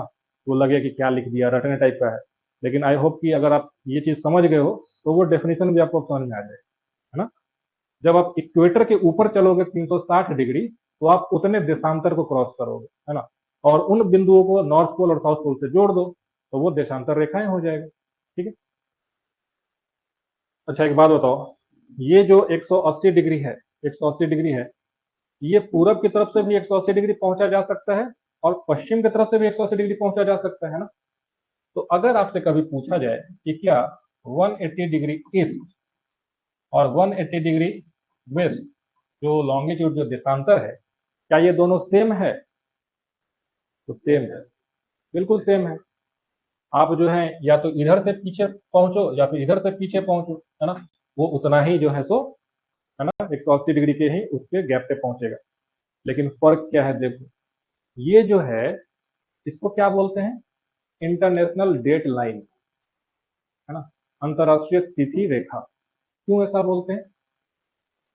दोनों को एक बराबर इसको वेस्ट को एक बराबर ईस्ट और वेस्ट को एक बराबर भाग में तो 0 डिग्री भी बांट रहा है, उसको प्राइम मेरिडियन माना गया, ठीक बात है, लेकिन इसको इंटरनेशनल डेट लाइन क्यों बोलते हैं? इसके पीछे का वजह ये है, समझो कि, अच्छा एक सवाल आपसे पूछते हैं, सवाल ये आपसे ये पूछते हैं कि यहाँ पे, है ना, ये हमारा ईस्ट है और ये वेस्ट है, ईस्ट है और वेस्ट है। सनलाइट या फिर जो सनराइज है ना, सूर्योदय पहले किधर होगा? ईस्ट में होगा, पूरब में होगा। क्यों? क्योंकि पृथ्वी अपने कक्ष पे अक्ष पे पश्चिम से पूरब की तरफ है सो घूर्णन है सो कर रहा है, तो पूरब में है सो सनलाइट पहले पहुंचेगा, सूर्योदय पहले होगा, है ना। लेकिन जैसे जैसे आप पश्चिम की तरफ बढ़ोगे उतना लेट सूर्योदय होना स्टार्ट होगा। तो आप कह सकते हो कि अगर आप ए पॉइंट से, है ना, इक्वेटर वाला जो आप 0 डिग्री जो लॉन्गिट्यूड जो देशांतर है उससे पूरब की तरफ जाओगे तो आपको सनराइज ऑलरेडी हो चुका है ना। आप जितना पीछे जाओगे उतना पहले वहां पे सनराइज हो चुका है, सूर्योदय हो चुका है। लेकिन इसके पश्चिम में जब आप जाओगे तो अभी सूर्योदय होना बाकी है ना, बाकी है। तो आप ये कह सकते हो कि ये जो, अगर आप ये पॉइंट को ईस्टर्न और वेस्टर्न के पर्सपेक्टिव में देखते हो तो 24 घंटे का फर्क है दिन और रात में। तो क्या एक दिन का अंतर हो गया कि नहीं? तो क्या जब आप उस रेखा को क्रॉस करोगे तो क्या मंडे से ट्यूसडे या फिर ट्यूसडे से मंडे होगा कि नहीं, एक दिन आगे पीछे? इसीलिए उसको इंटरनेशनल डेट लाइन बोलते हैं कि जब आप इस रेखा को क्रॉस करोगे इधर से इधर या फिर इधर से इधर, तो आपको या तो एक दिन एक्स्ट्रा ऐड कर देना होगा या एक दिन घटा देना होगा, 24 घंटा घटाना होगा। क्यों? क्योंकि ये एग्जैक्ट है सो 24 घंटा पीछे है। समझ में आया कि नहीं? यहाँ पे देखो, जैसे इसके पीछे का रीजन समझाते हैं कैसे, है ना। देखो आपको समझ में नहीं आएगा जल्दी, जो लोग पहले से पढ़े हो उसको पिकअप कर लोगे, लेकिन जो नहीं पढ़ रहे हो पहले से उनको थोड़ा दिक्कत हो सकता है। अच्छा एक बात बताओ, जो अर्थ है, जो पृथ्वी है ना, जो पृथ्वी है वो अपने अक्ष पे कितने देर में घूर्णन करता है? 24 घंटे में। 24 घंटे में, 24 घंटे में, 24 आवर्स, 24 घंटे में कितना डिग्री घूम जाएगा? 360, पूरा घूम रहा है ना। तो पृथ्वी जो है ना, पृथ्वी अपने एक्सिस पे 24 घंटे में कितना डिग्री घूम जाता है? 360 डिग्री घूम जाता है। तो 24 घंटे में 360 डिग्री घूमेगा, ठीक है। तो एक घंटे में 360/24 कितना हुआ? 15, ठीक है। 6 × 24 60, 15 × 4 = 60, 15 डिग्री। तो आप ये कह सकते हो कि जो पृथ्वी है 1 घंटे के समय में 15 डिग्री अपने एक्सिस पे सो रोटेट करता है, यानी कि 15 डिग्री का जो है सो लॉन्गिट्यूड कवर करता होगा। समझ में आ गया? तो 1 डिग्री कवर करने में कितना होता है? 1 डिग्री में 60 मिनट/15, यानी कि 4 मिनट, 4 मिनट। देखो 24 घंटे में 360 डिग्री अपने एक्सिस पे घूमता है, इस वजह से 1 घंटे में 15 डिग्री घूमता है। तो 1 डिग्री घूमने में पृथ्वी को कितना समय लगता है? 4 मिनट लगता है, 4 मिनट लगता है। अब वापस पीछे आओ कि समय का फर्क कैसे पड़े, समय का फर्क कैसे पड़ेगा।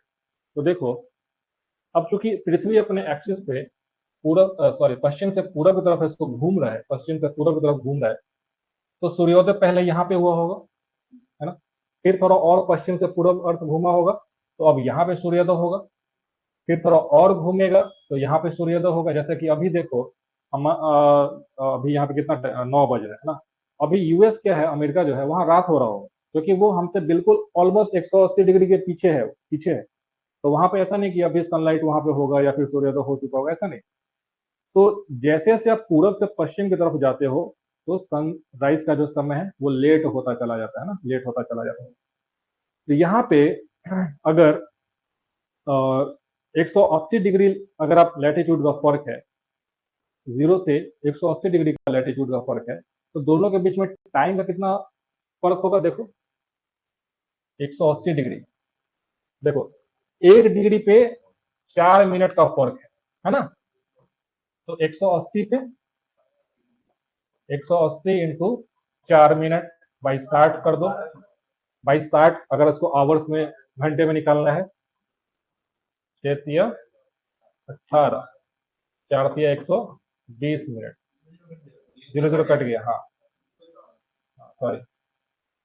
तो ये हो गया 12 घंटे का फर्क, ठीक है, 12 घंटे का फर्क है। तो ये जो है पॉइंट हमारा पीछे वाला, ये जो है, ये आप कह सकते हो कि 12 घंटे आगे है ये वाला पॉइंट, है ना, पहले सनराइज हुआ होगा, है ना। सेम इसी तरीके से इधर से आप जाओगे तो आप ये कह सकते हो कि ये है सो 12 घंटे पीछे है पॉइंट, 12 घंटे पीछे लैग कर रहा है। ये है सो एडवांस में 12 घंटे, यहाँ पहले ही सनराइज हो चुका है। तो 12 घंटे इधर 12 घंटे इधर, दोनों के बीच में 24 घंटे का फर्क है। तो 24 घंटे का मतलब कि एक दिन पूरा का पूरा, है ना। तो इसी वजह से ये जो 180 डिग्री वाला जो लॉन्गिट्यूड है, उसको हम लोग इंटरनेशनल डेट लाइन बोलते हैं। जिसको आप क्रॉस करोगे तो आपको एक दिन या तो ऐड करना पड़ेगा या एक दिन है सो सब्सट्रैक्ट करना पड़ेगा। समझ में आ गया। ऐसा हो सकता है कि आप जो है यहाँ से मंडे से निकले और मंडे को ही पहुंच जाए, टाइम का डिफरेंस होगा और डेट भी चेंज हो जाता है यहाँ, है ना। अब क्या है कि टोटल पृथ्वी पे अब देखो कि हर डिग्री पे है सो टाइम बदल रहा है। तो सपोज ये कोई देश इतना बड़ा देश है और उसके लॉन्गिट्यूड काफी, है ना, वाइड लॉन्गिट्यूड है, तो क्या उस देश में जो है सो हर लॉन्गिट्यूड के लिए अलग समय होगा? तो नहीं, है ना। हम लोग क्या करते हैं कि उस देश का जो सबसे बीच वाला जो पार्ट है ना, जो सबसे सेंट्रल जो लॉन्गिट्यूड होगा, है ना, उसको जो समय वहां पे जो समय होगा, उसी समय को हम उस देश का समय एवरेज मान लेते हैं। जैसे कि अगर आप इंडिया का बात करो, है ना, इंडिया का, तो कौन सा लॉन्गिट्यूड है जो कि इंडिया का टाइम जोन डिसाइड करता है? 82.5 डिग्री, है ना, 82.5 डिग्री, है ना, जो कि इंडिया के ऑलमोस्ट, है ना, मिडिल वाले रीजन से जाता है। इसके पीछे का आप देखो तो एडवांटेज भी है, डिसएडवांटेज भी है। डिसएडवांटेज क्या है बताओ? ये शायद वाला देश में तो टाइमिंग 2 घंटे का डिफरेंस, वहाँ का भी वर्किंग आवर 10 बजे से होगा, यहाँ का भी 10 बजे। डिफरेंस यही हुआ कि वहाँ यहाँ के कोई यहाँ 12 बजे एक और देख सही बोल रहे हो। देखो समझा देते हैं क्या है ये डेट लाइन वाला, समझ में आया कि नहीं, कि 24 घंटे का फर्क होने की वजह से दिन पूरा बदल जाएगा, है ना। अब देखो इंडिया के बारे में देखो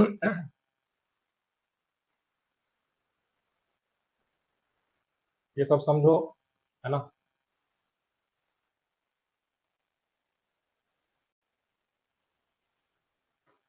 इंडिया का जो 82.5 डिग्री का जो लॉन्गिट्यूड है ना, ठीक है, 82.5 डिग्री, जो कि मिर्जापुर जो है ना, मिर्जापुर से पास करता है। मिर्जापुर कहाँ पे है? यूपी में है ना, इलाहाबाद में, प्रयागराज के पास में है। तो मिर्जापुर के पास में से जो है ये पास करता है। ये आपके एनसीईआरटी में भी दिया हुआ है, इसलिए इंपॉर्टेंट भी है ना, मिर्जापुर। बाकी आप लोग मिर्जापुर से तो वाकिफ है, ये हो, ठीक है। 82.5 डिग्री जो है, अच्छा ये ईस्ट होगा कि वेस्ट होगा? ईस्ट होगा। ईस्ट होगा, पूरब होगा, है ना, पूरब होगा, ईस्ट है। क्यों ईस्ट है? देखो जैसे कि ये हमारा, है ना, यूरोप हो गया, इधर है ना, इधर यूरोप है, ठीक है, यूरोप गया। आप देखो तो इंडिया जो है मैप पे बनाओ तो कुछ है ना, इंडिया यहाँ पे है ना, ठीक है। इधर है सो अफ्रीका है, ऐसे ऐसे, है ना, अफ्रीका ऐसे। तो 0 डिग्री जो लॉन्गिट्यूड है उससे ईस्ट के साइड में है, सो इंडिया है ईस्ट के साइड में। इस वजह से इसको हम लोग ईस्ट लिखेंगे, है ना। आप देखोगे अपने बुक में या फिर कहीं पे भी तो पूरब लिखा रहेगा, ईस्ट लिखा रहेगा, इसी वजह से, क्योंकि जो 0 डिग्री लॉन्गिट्यूड है उसके रेस्पेक्ट में, उसके कंपेरिजन में हम लोग पूरब की ओर है ना। लेकिन अगर आप इधर कुछ मेजर करोगे तो पश्चिम कहलाएगा, वेस्ट कहलाएगा, ठीक है। तो 82.5 वाला जो लॉन्गिट्यूड है, जो देशांतर है, वो भारत का है सो मानक समय है सो निर्धारित करता है ना। क्यों? क्योंकि भारत के ऑलमोस्ट मध्य से जो है वो पास करता है, ठीक है। लेकिन इंडिया जो है अपने आप में देखो तो काफी बड़ा विस्तार वाला देश है ना। यहाँ पे सूर्योदय सबसे पहले कहाँ पे होगा? तो अरुणाचल प्रदेश में होगा, है ना, अरुणाचल प्रदेश में। अब जैसे कि सपोज कि अभी कितना 9 बज रहा है ना, वैसे 9:15 हो रहा है, मान लेते हैं 9 बज रहे, ठीक है, 9 बजे सुबह, है ना, 9 बज रहे। अरुणाचल प्रदेश में भी 9 बज रहा होगा, है ना, गुजरात में भी 9 बज रहा होगा, है ना। लेकिन एक बात बताओ, जो सूर्य का जो इंटेंसिटी है या फिर जो दिन है, क्या अरुणाचल प्रदेश में है सो ऑलरेडी ज्यादा दिन चढ़ गया हो कि नहीं? क्यों? क्योंकि यहाँ पे, है ना, अरुणाचल प्रदेश और गुजरात के बीच में जो टोटल जो लॉन्गिट्यूड का जो फर्क है उसके वजह से 2 आवर का है सो टाइम का डिफरेंस, समझ में गया, 2 घंटे का डिफरेंस है। तो यहाँ पे क्या होगा, है ना, कि कहने के लिए तो 9 ही बज रहा है हमारे लिए, 9 बजे मतलब कि हाँ चलो ठीक है, अभी सो के उठे हैं, थोड़ा चाय वाय पियेंगे, ब्रेकफास्ट करेंगे, नहाएंगे, फिर ऑफिस जाएंगे। इनका तो ऑलरेडी आधा दिन हो गया, है ना। तो ये फर्क है, एक डिमेरिट है कि अगर कोई देश का विस्तार काफी ज्यादा है ना, तो उसके वजह से अगर आप सेम अगर टाइम, अगर आप उसके टोटल जो लेंथ और ब्रेथ के क्रॉस अगर सेम टाइम रखते हो, तो वैसा रीजन जहाँ पे जो है सुबह जल्दी होता है ना, उनके पास वो जो प्रोडक्टिव आवर्स हैं काम करने का, क्योंकि रात में जनरली लोग काम नहीं करते, है ना, सुबह का जो टाइम है, दिन का जो समय है, उस पर आप ज्यादा काम कर सकते हो, वो आवर्स का है सो लॉस हो जाता है ना। वो लोग वेट करेगा कि अरे 9 बजे बैंक खुलना है ना, पता चला इतने देर में ये लोग है सो सुबह से उठ के जो है सारा काम अपना निपटा चुका, खेत वेत से घूम के चला है, अभी तक थक के आधा सोने जाएगा, तो अरे चलो बैंक चलना है 9 बजे, समझ में गया। तो ये जो प्रोडक्टिव आवर्स है ना, वो उसका है सो हनन, उसका है सो लॉस होता है अगर किसी देश का विस्तार है सो ज्यादा है। तो इसको कैटर करने के लिए क्या होता है, जैसे कि रसिया है, यूएसए है ना, ये सभी और काफी बड़ा देश है, वो एक से ज्यादा टाइम जोन अपने यहाँ चलाता है, समझ में गया, है ना। एक से ज्यादा, कहीं पे 3 है, कहीं पे 4 है, ऐसे टाइम जोन जो है वो लोग रखता है, ताकि अपने देश में वो जो है प्रोडक्टिविटी को बढ़ा सके। तो इंडिया में भी इस चीज को लेकर कई बार ऐसा डिबेट होता है कि क्या भारत में भी जो है 2 टाइम जोन है सो बना देना चाहिए, पूर्वोत्तर भारत के लिए एक अलग टाइम जोन हो, और जो पश्चिम जो भाग है, वेस्टर्न जो इंडिया है, उसके लिए एक अलग टाइम जोन हो। तो मेरे हिसाब से वो होना चाहिए। क्यों? जरूरी नहीं है अगर आप तुम यहाँ रहते हो तब ना, तुम सोचो कि अरुणाचल में रहोगे तो, नहीं नहीं नहीं, अब ये कैसे होगा? जो सेंट्रल गवर्नमेंट का है, जो अब देखो यहाँ पे फेडरलिज्म का इशू आ जाएगा ना। जो जो अब सब सपोज कि रेलवेज है, देखो देखो एक बात बताते हैं, जो रेलवेज है सो किसके अंदर में आता है? सेंट्रल गवर्नमेंट के अंदर में। रेलवे का जो टाइम है, कितने बजे से ट्रेन खुलेगी, कहाँ पहुंचेगी, कब उतरेगी, ये कौन निर्धारित करता है? सेंट्रल गवर्नमेंट करता है। अब ये बोल दिया जाए कि नहीं नहीं, हर एक स्टेट अपने हिसाब से टाइम डिसाइड कर लो भाई, तो बताओ कभी रेलवे ठीक से चल पाएगा? हाँ, यही वजह है, इसी वजह से कि एक प्रोडक्टिव जोन जो है, प्रोडक्टिव आवर्स जो है सो उनके पास है सो मिल जाए ज्यादा, है ना, इस वजह से। 1 घंटा तो आदमी सो के निकाल देता है क्या, है ना। हाँ हाँ बोलो। हाँ,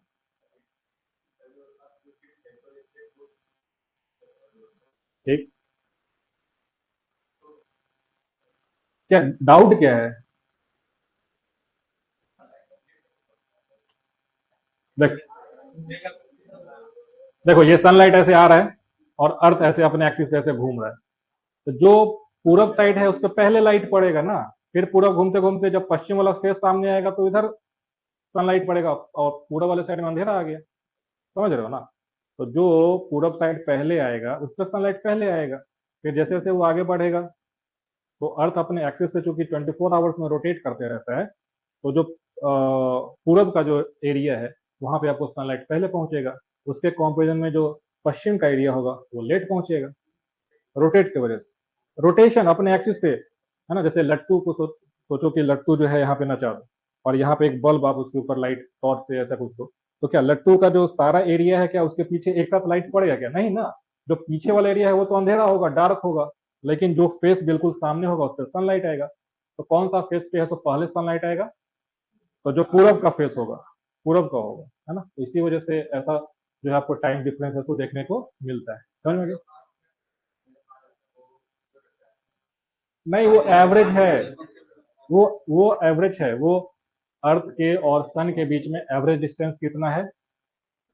15 करोड़, मतलब 150 मिलियन किलोमीटर, है ना। 150 मिलियन किलोमीटर के राउंड है ना एवरेज। तो उतने समय में लाइट का जो स्पीड से जब आप डिवीजन करोगे तो वो 8 मिनट कुछ सेकंड्स जो है सो निकल के, है ना, वो निकल के डेटा है ना। तो इसका मतलब थोड़ी है कि 8 मिनट के अंदर है सो पृथ्वी के चारों तरफ जो है सो लाइट एक साथ पहुंच गया। जो पार्ट सूरज को फेस कर रहा होगा वहां पे उस 8 मिनट में आएगा, जो अपोजिट साइड होगा वो तो अभी डार्क जोन में है, नाइट है वहां पे। हाँ, एवरेज। ठीक है, समझ में आ गया? ये हो गया।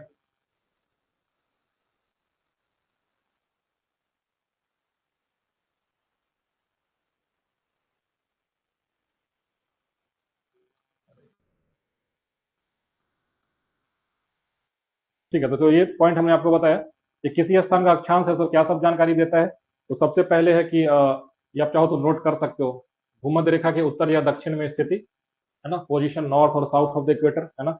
ये किसी भी अक्षांश का महत्व क्या है? तो वो एरिया, वो जो पॉइंट है, इक्वेटर से कितना ऊपर है, इक्वेटर से कितना नीचे है, नॉर्थ या साउथ में, वो आपको बता देगा, है ना। ये हो गया। दूसरा जलवायु, क्लाइमेट, है ना, क्लाइमेट। तो क्लाइमेट भी मैंने आपको बताया कि कैसे क्लाइमेट की वजह से, है ना, अक्षांश की वजह से। तो जो ट्रॉपिकल रीजन में होगा, है ना, उष्ण कटिबंधीय क्षेत्र में होगा, तो वहां का जो जलवायु होगा वो उष्ण कटिबंधीय जलवायु होगा, ट्रॉपिकल क्लाइमेट होगा। लेकिन जब आप ट्रॉपिक ऑफ कैंसर यानी कि कर्क रेखा और जो आर्कटिक वृत्त है उसके बीच का जो एरिया है वो सब ट्रॉपिकल टेम्परेट जोन में आता है, तो वहां का जलवायु कैसा हो जाएगा? शीतोष्ण, टेम्परेट उसको बोलते हैं। अब फिर और ऊपर चले जाओ, 66.5 डिग्री नॉर्थ से पोलर ध्रुवीय क्षेत्र में चले जाओ, तो ध्रुवीय जलवायु हो जाएगा, पोलर जलवायु हो जाएगा, है ना। तो वो भी निर्धारित करेगा। मौसमी बदलाव, सीजनल वेरिएशन, सीजन के वजह से जो वेरिएशन जो होते हैं, है ना, वो भी लैटिट्यूड के वजह से होता है। लैटिट्यूड, ये सब आगे जब हम लोग और डिस्कस करेंगे ना क्लाइमेटोलॉजी, तो आपको पॉइंट ये सब समझ में आएगा, ये मौसमी बदलाव क्या होता है। ठीक है, ये इंपॉर्टेंट है। बायोम, बायोम और पारिस्थितिक तंत्र, बायोम्स एंड इकोसिस्टम्स, इकोसिस्टम्स। ये बताओ कैसे किसी भी रीजन का जो लैटिट्यूड है उसके वजह से बायोम्स कैसे डिसाइड होता है?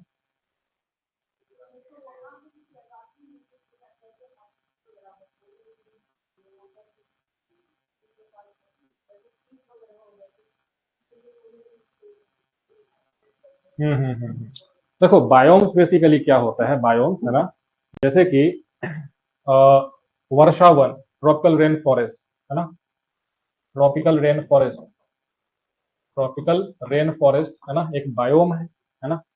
उष्ण कटिबंधीय वर्षावन जिसको बोलते हैं, है ना। ये कहाँ पे होगा? इक्वेटर के आसपास वाले रीजन में, है ना, इक्वेटर के आसपास वाले रीजन में। क्यों? क्योंकि वहां पे सबसे ज्यादा सनलाइट आता है। जहां पे सबसे ज्यादा सनलाइट आएगा, है ना, जहां पे सबसे ज्यादा सनलाइट आएगा, जहां पे सबसे ज्यादा एनर्जी होगा, तो क्या वहां पे सबसे ज्यादा पेड़ पौधों का विकास होगा कि नहीं? अब जहां पे सबसे ज्यादा पेड़ पौधा होगा तो उस पे डिपेंडेंट जो है ना, जो फूड चेन जो होता है, आहार श्रृंखला जिसको बोलते हैं, क्या वो फूड चेन सबसे ज्यादा वहां पे डेवलप होगा कि नहीं? तो इस वजह से ट्रॉपिकल रीजन में, है ना, ट्रॉपिकल रीजन में, उष्ण कटिबंधीय क्षेत्र में क्या सबसे ज्यादा है सो जैव विविधता, बायोडाइवर्सिटी होगा कि नहीं होगा? है ना, होगा। तो लैटिट्यूड का बहुत ज्यादा फर्क पड़ता है कि किसी भी रीजन में कितना सूर्य का प्रकाश है सो पहुंच रहा है, सूर्यातप जिसको बोलते हैं, सोलर इंसोलेशन जिसको बोलते हैं, उसके बेसिस पे वहां पे किस प्रकार का जलवायु होगा, किस प्रकार का पेड़ पौधा होगा, किस प्रकार के जीव जंतु वहां पे होंगे, उसी को बायोम बोलते हैं। समझ में आ गया? तो बायोम के एग्जाम्पल जैसे कि ट्रॉपिकल एवरग्रीन रेन फॉरेस्ट, है ना, टेम्परेट ग्रास लैंड जैसे कि सवाना घास का मैदान हो गया, प्रेडीज घास के मैदान हो गया, ये सभी आगे डिस्कस करेंगे, है ना, आगे डिस्कस करेंगे, बट अभी नाम बस समझो कि ऐसा कुछ होता है। फिर टुंड्रा रीजन हो जाएगा, जैसे कि आपने बोला कि पोलर रीजन में, ध्रुवीय क्षेत्र में टुंड्रा उसको बोलते हैं, है ना, नाम टैगा उससे थोड़ा नीचे हो जाएगा, सब पोलर रीजन, है ना। आर्कटिक सर्किल के पास का जो है ना उसको टैगा बोलते हैं, ठीक है। जो आर्कटिक सर्किल है उसके पास में टैगा होगा। आर्कटिक सर्किल से जैसे जैसे पोल के एरिया में और ऊपर बढ़ोगे, है ना, जो साइबेरिया से ऊपर का जो रीजन है वो सब टुंड्रा में आ जाएगी, है ना, ठीक है। उसके बाद ये हो गया सांस्कृतिक और मानवीय बस्तियां, कल्चरल एंड ह्यूमन सेटलमेंट्स, है ना। ये भी आपको लैटिट्यूड से है सो डिसाइड होता है। जैसे कि अगर आप देखो तो इक्वेटर के आसपास के जो लोग होंगे, है ना, उनका जो बॉडी का जो बनावट, जो बिल्ट होगा, हेयर का कलर हो गया या फिर स्किन का जो कलर होगा, वो डिफर करेगा। जो बिल्कुल पोलर एरियाज के या फिर हायर लैटिट्यूड्स के, है ना, जो जितना अक्षांश ऊपर आप जाओगे वहां के जो लोगों का जो बनावट है, उनका जो कल्चर है वो भी चेंज हो जाता है ना। तो अगर कोई बोले कि ये सभी लोग जो है सो ट्रॉपिकल क्लाइमेट से बिलोंग करते हैं, या फिर कोई बोल दे कि ये लोग हैं सब पोलर रीजन से बिलोंग करते हैं, उनका है सो बनावट, खान पान सब है सो बदल जाता है ना। तो ये उसका भी फर्क पड़ता है लैटिट्यूड का, है ना।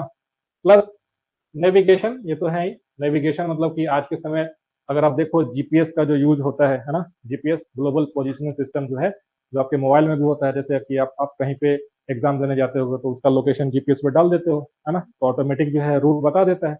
वो कैसे होता है, तो जीपीएस हमारे जो है यूएस का हालांकि नेविगेशन सिस्टम है, जो कि ऐसे कई सारे सेटेलाइट्स को, उपग्रह को जो है सो हमारे ऊपर अर्थ के चारों तरफ है सो उसने छोड़ रखा है। वो क्या करता है कि पूरे पृथ्वी को मैप करता है ना, एक ग्रिड में, है ना, ग्रिड में, यानी कि हर एक जगह का लैटिट्यूड और लॉन्गिट्यूड का डेटा उसके पास फीड होता है ना। तो आपको वो देख लेता है कि अच्छा आपने कहाँ से अपने जीपीएस को ऑन किया, आप यहाँ पे लोकेटेड हो, आपको कहाँ जाना है वो आपने डेटा उसमें दे दिया, तो लैटिट्यूड और लॉन्गिट्यूड के बेसिस पे वो आपको रास्ता बता देता है ना। तो यही चीज है, नेविगेशन आपको हर चीज में यूज होता है। अभी हम लोग मोबाइल में यूज करते हैं, जो हमारा फ्लाइट है, जो एयरक्राफ्ट है, जो हवाई जहाज है, हेलीकॉप्टर है, वो भी इसको यूज करता है। जो अगर आप जल मार्ग में जाओगे, है ना, शिप्स पे, उस पे भी इसका यूज होता है। तो नेविगेशन जो है अगर आपको लैटिट्यूड और लॉन्गिट्यूड नहीं पता है तो आपके लिए डिफिकल्ट हो जाता है ना, डिफिकल्ट हो जाता है, ठीक है। ये हो गया, ये कुछ इंपॉर्टेंट लैटिट्यूड्स हैं जो मैंने आपको बताया, ठीक है। है ना। भूमध्य रेखा 0 डिग्री अक्षांश, कर्क रेखा 23.5 डिग्री उत्तर, आर्कटिक वृत्त 66.5, उत्तरी ध्रुव 90, मकर रेखा 23.5, अंटार्कटिक वृत्त 66.5, दक्षिण ध्रुव 90, ठीक है। अच्छा ये तो पटना में इलेक्शन कब है यहाँ पे? 1 जून को है। कौन सा लास्ट फेज है क्या वो सबसे? पूरे पूरे पटना डिस्ट्रिक्ट में कि पूरे पटना, है ना? अभी परसों घर पे था ना, देखो इंक देना चाहिए नाखून पे तो पूरा इधर जो है समस्तीपुर में ये हो गया। लॉन्गिट्यूड है, हाँ ठीक। ठीक है, अगर आप लॉन्गिट्यूड का डेफिनेशन देखो तो क्या है, ये जो है ये उत्तरी और दक्षिणी ध्रुवों को मिलाने वाली काल्पनिक रेखाएं हैं। इन्हें देशांतर के मेरिडियन के रूप में भी जाना जाता है।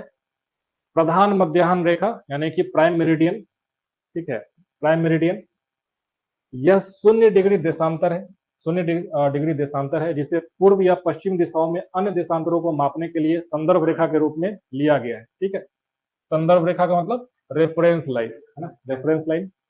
प्राइम मेरिडियन देशांतर लंदन के पास ग्रीनविच में रॉयल खगोलीय वेधशाला से होकर गुजरता है ना, ग्रीनविच, है ना, ग्रीनविच, इसलिए इसको जीएमटी भी बोलते हैं। प्रधान मध्याह्न रेखा पृथ्वी को पूर्वी गोलार्ध और पश्चिमी गोलार्ध में विभाजित करती है। प्राइम मेरिडियन के पूर्व के देशांतर को पूर्वी देशांतर माना जाता है, पूर्वी देशांतर माना जाता है, जबकि पश्चिम के देशांतर को पश्चिम देशांतर माना जाता है। प्राइम मेरिडियन का देशांतर 0 डिग्री है और देशांतर इस रेखा के पूर्व या पश्चिम में 0 से 180 डिग्री तक मापा जाता है, ठीक है। ये मैंने आपको बता दिया 0 से 180 कैसे आप मेजर करते हो, है ना।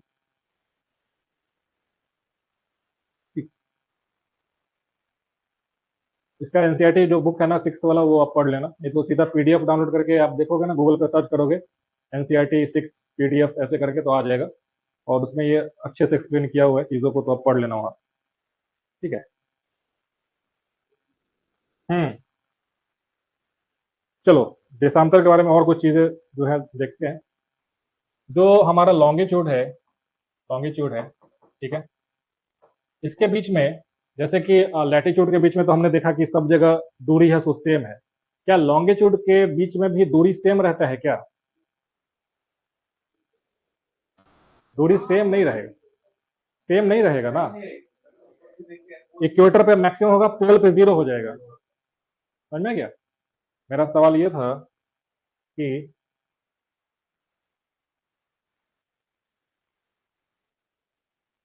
देख, इस पे आपने कई सारे लॉन्गिट्यूड को ऐसे ड्रॉ किया, ठीक है।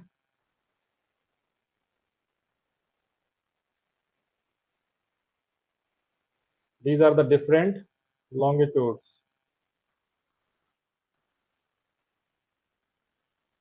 ठीक है।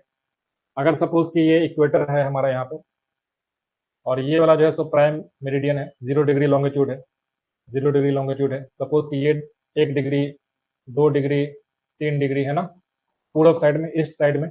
ये 1 डिग्री वेस्ट पश्चिम साइड में, 2 degree west, 3 degree west longitude है। तो ये जो लॉन्गिट्यूड है, देशांतर है, क्या इनके बीच की जो दूरी है, क्या वो सेम है क्या सबके बीच में? हर पॉइंट पे सेम तो नहीं है ना। आप देखो, 1 डिग्री और 2 डिग्री के बीच में सेम नहीं होगा। देखो मेरा, हाँ, हाँ, दो देशांतर के बीच का जो दूरी होगा, है ना, वो जैसे जैसे आप इक्वेटर से पोलर एरियाज में बढ़ोगे तो घटते चला जाएगा, घटते चला जाएगा। इक्वेटर पे सबसे ज्यादा है ना, इक्वेटर पे सबसे ज्यादा है। तो यहाँ पे कितना दूरी है? 7.5 किलोमीटर। नहीं, सेम वही है जो दो लैटिट्यूड के बीच में होता है ना, 111 किलोमीटर, उसी के अराउंड दो देशांतर के बीच में इक्वेटर पे 111.8 किलोमीटर का है सो दूरी होता है इक्वेटर पे। लेकिन पोलर एरियाज में कितना होगा? 0 किलोमीटर। क्यों? क्योंकि सभी आपस में आकर के एक ही बिंदु पे, एक ही पॉइंट पे मिल जाते हैं, है ना। तो जैसे जैसे आप इक्वेटर से ध्रुव की तरफ, पोल की तरफ बढ़ोगे, ये जो दूरी है ये कम होता चला जाएगा, कम होता चला जाएगा, ठीक है। 1 डिग्री और 2 डिग्री के बीच में ये इक्वेटर पे, अरे टाइम का नहीं पूछ रहा है, टाइम टाइम पूछ रहा है, तो 4 मिनट होगा ना। डिस्टेंस कितना होगा? डिस्टेंस यही रहेगा, 111.8 किलोमीटर इक्वेटर पे। अच्छा, तो ये टाइम के 7.5 घंटा डिफरेंस। मानिए किलोमीटर को बना 0 डिग्री 7.5 किलोमीटर ईस्ट और वेस्ट दोनों को मिला के। अच्छा, तुम वो बोल रहे हो क्या? वो क्या है कि किसी भी एरिया में, किसी भी रीजन में उसका जो लोकल टाइम हम लोग डिसाइड करते हैं, तो हम लोग वो लॉन्गिट्यूड मेजर करते हैं जो कि 7.5 डिग्री से डिवाइड, या फिर 150 डिग्री के डिविजल मल्टीपल में रहे, 150 डिग्री। उससे ये होता है कि हमारा, अब सपोज कि ऐसा तो है नहीं कि जो 82.5 डिग्री जो जैसे इंडिया का लेते हो, तो क्या 82.5 डिग्री एग्जैक्ट इंडिया को बीच से पास करता है क्या? ऐसा नहीं है ना। हो सकता है कि 83 हो या फिर 82 कुछ हो। लेकिन 82.5 हम लोग इसलिए लेते हैं कि वो 7.5 के मल्टीप्ल में आ जाता है, ताकि जो हम लोग जीएमटी से जो टाइम डिफरेंस होगा वो एक, है ना, इंटीजर फैक्टर में हो। जैसे कि 4 घंटा आगे हो, या फिर 4.5 घंटा आगे हो, या फिर 5 घंटा आगे हो, 5.5 घंटा आगे हो, या फिर 6 घंटा आगे हो, या फिर 6.5 घंटा आगे हो। अगर सपोज कि हम लोग किसी देश का कोई लॉन्गिट्यूड देशांतर कुछ ऐसा ले लेते हैं जो जीएमटी से 4 घंटा और 20 मिनट आगे, तो क्या ये कैलकुलेशन के हिसाब से थोड़ा गड़बड़ बैठेगा कि नहीं? इसीलिए रेफरेंस के लिए हम लोग 7.5 डिग्री के मल्टीपल में ले लेते हैं। मुझे लगता है कि शायद तुम वो बोल रहे हो, ठीक है। लेकिन अगर ये डिग्री देखोगे, 1 डिग्री, 2 डिग्री, 3 डिग्री के बीच का जो मिनट जो होगा वो 4 मिनट हो जाएगा, है ना, 4 मिनट। और जो दूरी होगा 111.8 किलोमीटर हो जाता है, ठीक है।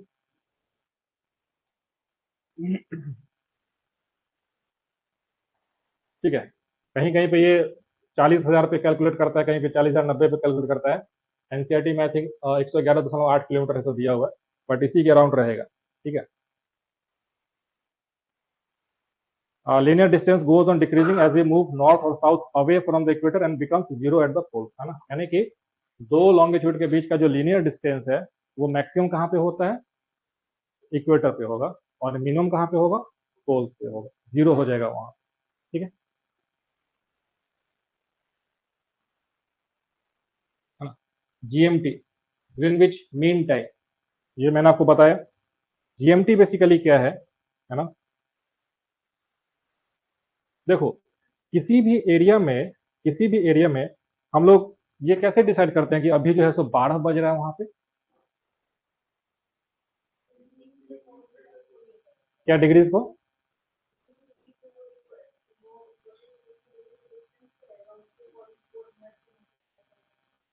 नहीं, वो तो 4 मिनट्स तो तब ना, जब हम लोग जीएमटी का टाइम हमें मालूम है कि 12 कब बज रहा है वहां पे। जीएमटी पे 12 बज रहा है कि नहीं, वो कैसे डिसाइड करते हैं? या फिर किसी भी एरिया पे, किसी भी रीजन में 12 बजा है कि नहीं, ये कैसे डिसाइड करते हैं? 12 नून कैसे पता करेगा? क्या क्या क्या बोले? बिल्कुल सही बोल रहे हो। अगर सन जो होता है ना, सूरज, वर्टिकल वर्टिकल मतलब ऐसा नहीं कि बिल्कुल सर के ऊपर, सन का जो ईस्ट से वेस्ट में, पूरब से पश्चिम की तरफ जो उगते हुए और डूबते हुए के बीच का जो समय है, 12 नून पे सबसे ऊपर वाले पॉइंट पे होता है सन। समझ में आ गया? तो जीएमटी को हमने डिसाइड कर दिया, 0 डिग्री लॉन्गिट्यूड को डिसाइड कर दिया। ये 0 डिग्री लॉन्गिट्यूड क्या होगा? ग्रीनविच वाला जो लॉन्गिट्यूड है 0 डिग्री होगा। अब वहां पे 12 कब बजेगा? तो 12 तब बजेगा जब सन अपने होराइजन पे सबसे ऊपर वाले पॉइंट पे होगा, उसको लिख देंगे, अच्छा ये 12 बजे। समझ में आ गया? क्लियर है? तो किसी भी लॉन्गिट्यूड पे जो सन का जो ट्राजेक्टरी होता है, वो मैक्सिमम कब होगा? सबसे ऊंचाई पे 12 बजे होगा। ठीक है? तो वो 12 बजे जो सन का जो जो कर्व कर्व जो बनाओगे, मतलब कि सन ऐसे है ना, पूरब से पश्चिम की तरफ उड़ते हुए डूब गया, तो जो सबसे मैक्सिमम जो बिंदु होराइजन के ऊपर जो रहेगा, वो 12 बजता है। ठीक है? तो एक बार आपने जीएमटी का 12 आपको मालूम चल गया है ना, जीएमटी का 12 कब बज रहा है ना, 12 नून, है ना। तो इसके हिसाब से जो है आप लॉन्गिट्यूड के एंगल के बेसिस पे जो है आप 4 मिनट है ना मल्टीप्लाई करते हुए घटा बढ़ा कर सकते हो, है ना। तो ग्रीनविच मीन टाइम या जीएमटी ग्रीनविच लंदन में रॉयल वेधशाला है ना, रॉयल लेबोरेटरी है। ठीक है, रॉयल लेबोरेटरी है। अच्छा, इसका क्यों चूज किया गया? ताकि एक रेफरेंस पॉइंट है सो हमको मिल जाए। नहीं तो सर्कल पे कहाँ से शुरू करेंगे कहाँ से खत्म करेंगे तो मेजर नहीं कर सकते हैं। इसीलिए एक पॉइंट हम लोग है सो मान लेते हैं। तो एक पॉइंट वो कौन सा माना गया? जीएमटी वाले पॉइंट को है सो मान लिया गया। यह पूरे वर्ष एक समान रहता है और घड़ी में बदलाव से प्रभावित नहीं होता है। जब सूर्य प्राइम मेरिडियन यानी कि 0 डिग्री लॉन्गिट्यूड के ठीक ऊपर अपने उच्चतम बिंदु पर होता है, तो ग्रीनविच में दोपहर के 12 बजे। समझना क्या? या फिर किसी भी जगह पे, है ना, अगर आप इंडिया का भी सोचो कि 5.5 डिग्री का फर्क है, लेकिन जो 12 बजे का जो समय होगा ना, 82.5 डिग्री वाले लॉन्गिट्यूड पे, उसमें मैक्सिमम हाइट पे होगा सूरज। 82.5 डिग्री अर्थ इंडिया का जो सेंटर वाला जो लॉन्गिट्यूड है, जो कि 7.5 के मल्टीप्लीकेशन में जो है ना, 7.5 के मल्टीप्लीकेशन है, 7.5 को 4 से मल्टीप्लाई करो कितना होगा? 30 हुआ। आधे घंटे का फर्क आया, है ना। तो किसी भी समय को हम लोग अगर आधा घंटा, 1 घंटा, 1.5 घंटा, 2 घंटा, 2.5 घंटा, 72.5 फिर इंडिया के बीच वाला पार्ट से नहीं जाता ना। फिर वो गैप जो तुम 2 घंटे का गैप जो देखे अरुणाचल प्रदेश और गुजरात के बीच में, हम समझ गए। हम वही बता रहे हैं, 82.5 क्यों दिए हैं यही बता रहे हैं। अगर तुम 68 ले लेते, देखो मान लो ये एक था ना इंडिया का डायग्राम, हाँ, अगर मान लो तुम 82.5 ये है ना, 60 ले लेते, तो क्या ये 60 जो है सो इंडिया के एग्जैक्ट ज्योग्राफिकल चीजों को कंसिडर करता है क्या? नहीं करता ना। बीचों बीच जो है देखो, 80, 82, 83 के बीच में ऐसा लॉन्गिट्यूड चूज करो जो कि 7.5 के मल्टीप्लीकेशन में भी हो, और इंडिया का जो लॉन्गिट्यूडनल एक्सपेंशन है ना, ईस्ट से वेस्ट की तरफ, उसको भी थोड़ा इक्वली कैटर कर दो। समझ में गया? तो this is the main reason. हम्म।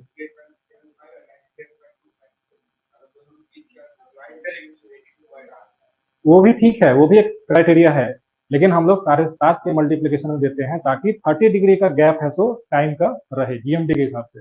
अब मान लो कोई ऐसा देश है, बोले कि हम जीएमटी से जो है मेरा जो मानक समय है वो 4 घंटा 15 मिनट पीछे है, तो वो कन्वेंशन के हिसाब से सही नहीं होगा ना। क्या? तो जो बहुत सारे ऐसे देश है जिसमें एक से ज्यादा टाइम जोन है, तो उनके बीच में देखोगे तो जरूर ऐसा फर्क आ जाएगा, रसिया में आ जाएगा, यूएसए में आ जाएगा।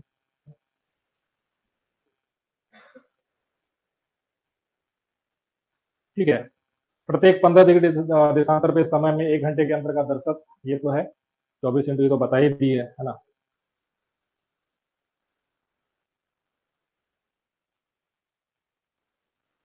ठीक है, कुछ पीटी में आपसे ये सवाल जो है सो पूछा जाता है कई बार, है ना। जैसे कि जो प्राइम मेरिडियन है ना, ये कितने देश से पास करता है ना, कौन से देश है। तो देखो, इसको आप चाहो तो नोट कर लेना, है ना। ये जो प्राइम मेरिडियन है बेसिकली जीएमटी वाला, है ना। ठीक है, ये कितने देश से पास करता है? 8 कंट्रीज, 8 देशों से पास करता है। ठीक है, 8 देशों से पास करता है। अगर आप यूरोप का बात करो, है ना, यूरोप की बात करो आप, यूरोप में तो 3 देश है, यूरोप के 3 देश। ठीक है, कौन से? तो चूंकि लंदन से पास कर रहे हैं तो यूके तो होगा ही, है ना। फ्रांस हो जाएगा और स्पेन हो जाएगा। ठीक है, यूके, फ्रांस और स्पेन। यूके, है ना, फ्रांस, स्पेन, ये हो गया 3। फिर अफ्रीका आ जाओ, अफ्रीका से, अफ्रीका में कितना है? 5 देश, 5 देश। ठीक है, 5 देश। कौन से हैं? तो अल्जीरिया है, माली है, बुर्किना फासो, घाना है और टोगो है ना। इसका कुछ कोड आप लोग चाहो तो बना के याद कर सकते हो, है ना। सबका अपना अलग अलग कोड होता है, तो आप कुछ इसका अल्जीरिया, माली ऐसा कुछ करके कोड वोड बना लो, ताकि एग्जाम में कई बार जो है ये पूछ देता है ना। और उस समय अगर आपको याद नहीं रहेगा तो वो नहीं समझ में आएगा क्या है। ठीक है, बाकी नीचे अंटार्कटिका है, बट अंटार्कटिका पे कोई ऐसा लाइफ, वहाँ पे कोई हैबिटेट तो है नहीं, तो उसको हम लोग कंसिडर नहीं करेंगे। बाकी अगर वाटर बॉडीज का बात किया जाए तो आर्कटिक ओशन है ना, आर्कटिक सागर है, नॉर्वेजियन सी है, ग्रीनलैंड सी है, मेडिटेरियन सी भी है, अटलांटिक ओशन है, साउदर्न ओशन है। हालांकि ये इतना इंपॉर्टेंट नहीं है, देश याद रखो, देश इंपॉर्टेंट। यूरोप के 3 देश और अफ्रीका के 5 देश, जहां से ये है सो, है ना, पास करेगा। ठीक है,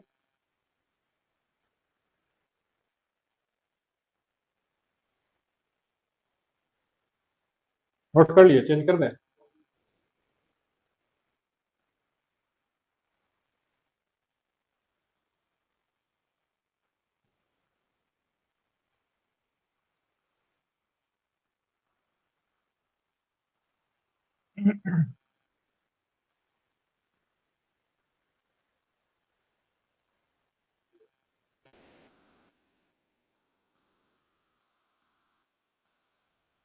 ठीक है,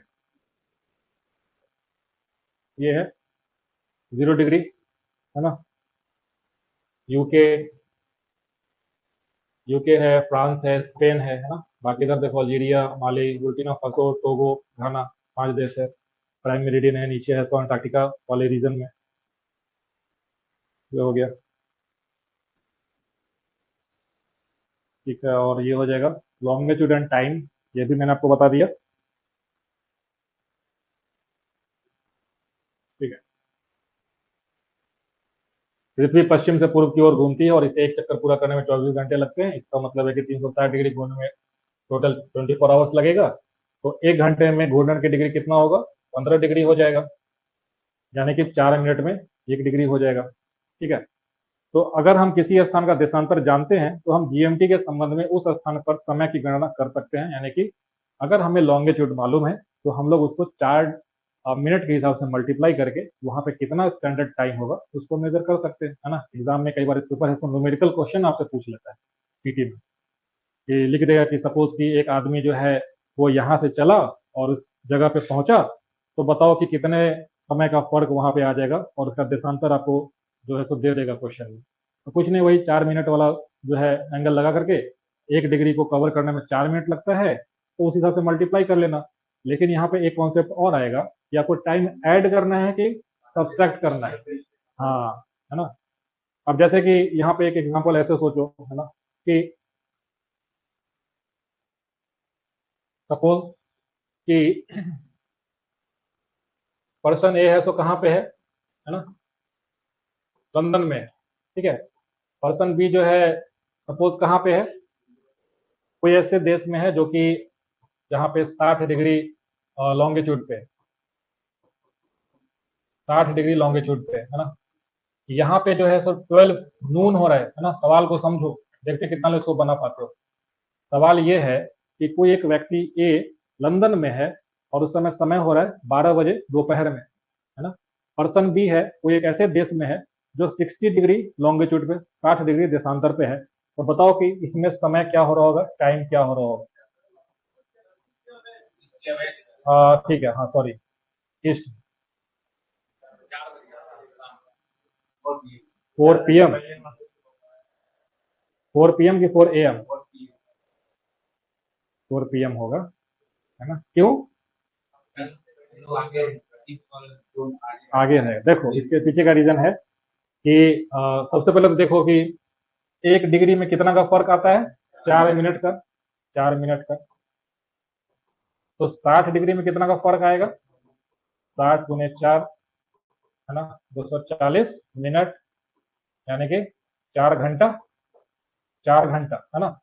अब या तो यहाँ पे जो है, या तो 4 बजे शाम होगा, है ना, 4 PM होगा, या फिर 8 8 AM होगा, है ना, 8 AM होगा।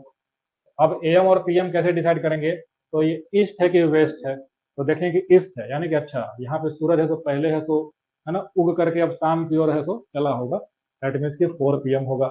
लेकिन अगर सवाल में 60 डिग्री वेस्ट रहता तो अभी वहां पे सुबह का 8 बज रहा होगा, यानी कि अभी वहां पे आफ्टरनून नहीं हुआ है, 12 नहीं बजा है। समझ में आ गया। तो ये क्वेश्चन आपसे कुछ इस तरीके से एग्जाम में पूछ लिया जाता है ना, ध्यान रखना। होता आसान है, लेकिन वहां पे ईस्ट में वेस्ट में है तो कई बार लोग कंफ्यूज कर जाते हैं ना। तो ये जरूर ध्यान रखना कि ईस्ट पूछा है कि वेस्ट पूछा है ना, ईस्ट है कि वेस्ट। ये हो गया, ठीक है।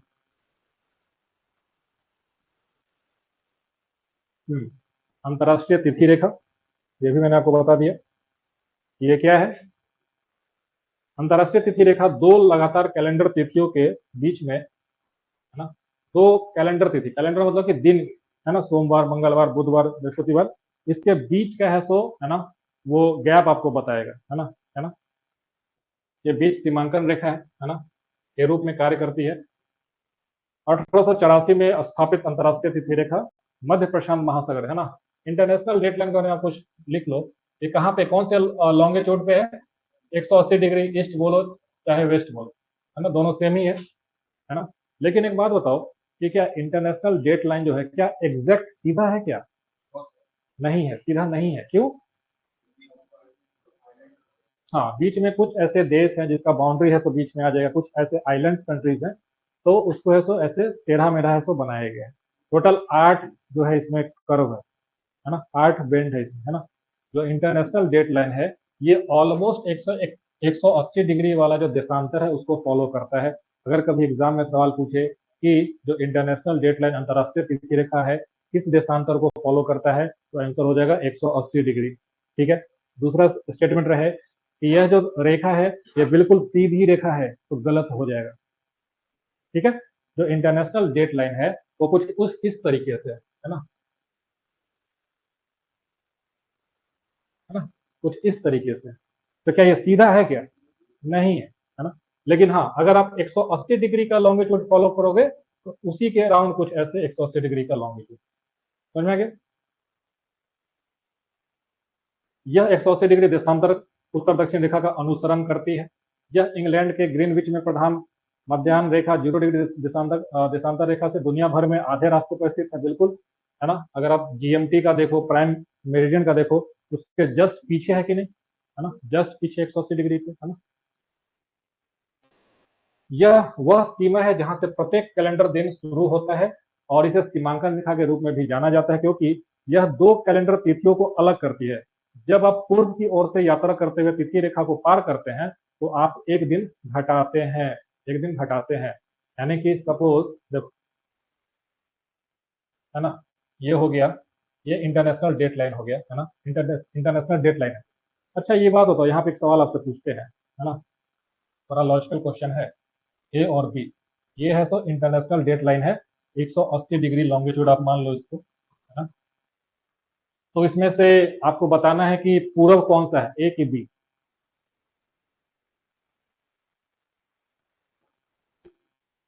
इसमें से पूर्व यानी कि ईस्ट है सो ए है कि बी है, बी, बी फॉर बॉम्बे,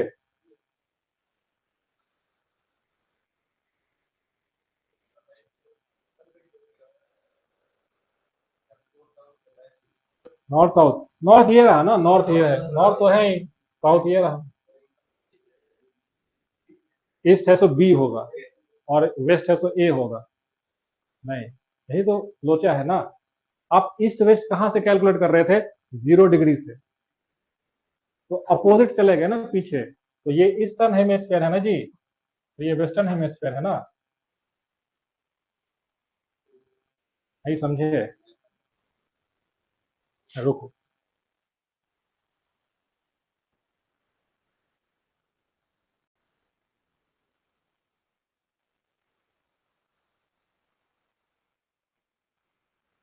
ये है आपको जीएमटी, प्राइम मेरिडियन, 0 डिग्री। ठीक है, इधर ईस्ट है, कोई दिक्कत? इधर वेस्ट है, कोई दिक्कत? इसको घुमाओ। कैसे? वेस्ट से ईस्ट घुमाओ, वेस्ट से ईस्ट घुमाओ। अब जो सर्कल बनेगा, ये ईस्ट घूमते घूमते 180 डिग्री सामने दिख रहा है, तो क्या ये ईस्ट हुआ कि नहीं, ये वेस्ट हुआ कि नहीं? है ना, यही पूछ रहे थे कि अगर आपको हेमिस्फीयर कुछ ऐसा दिखाई दे कि इंटरनेशनल डेट लाइन आपको सामने से दिखाई पड़ रहा हो, तो ईस्ट वेस्ट है सो अपोजिट हो जाए। हाँ, तो वही तो सवाल था ना, कि जीएम ये 180 डिग्री लॉन्गिट्यूड है, तो बताओ कि ए और बी में से कौन सा ईस्ट है कौन सा वेस्ट। तो हम लोग हमेशा ईस्ट वेस्ट है सो एक रेफरेंस पॉइंट से मेजर करते हैं। जब हमारा रेफरेंस पॉइंट 0 डिग्री हो चुका है, तो फिर वो बदलेगा नहीं। नहीं तो फिर क्या होगा कि आप इसको अगर ईस्ट मान लोगे तो फिर पूरा गड़बड़ हिसाब किताब, है ना। इसीलिए जब आप प्राइम मेरिडियन पे, है ना, उसके हिसाब से ईस्टर्न हेमिस्फीयर या फिर वेस्टर्न हेमिस्फीयर डिसाइड हो चुका है, तो वही उसी को हम लोग 180 डिग्री के भी रिस्पेक्ट में फॉलो करेंगे। ठीक है, है ना। तो जब आप पूर्व की ओर यात्रा करते हुए तिथि रेखा को पार करते हैं, तो आप एक दिन घटाते हैं। और यदि आप रेखा को पार करते हैं पश्चिम की ओर यात्रा करते समय, पश्चिम की ओर यात्रा करते समय, तो जो है आप एक दिन को जोड़ते हैं। यानी कि आप देखो कि जैसे कि पूरब में है, पूरब का दिन है सो एडवांस होगा, है ना। पश्चिम का दिन है सो पीछे होगा। तो उसी हिसाब से अगर आप पूरब से पश्चिम की ओर जाओगे, तो एक दिन पीछे पीछे चले जाओगे, है ना।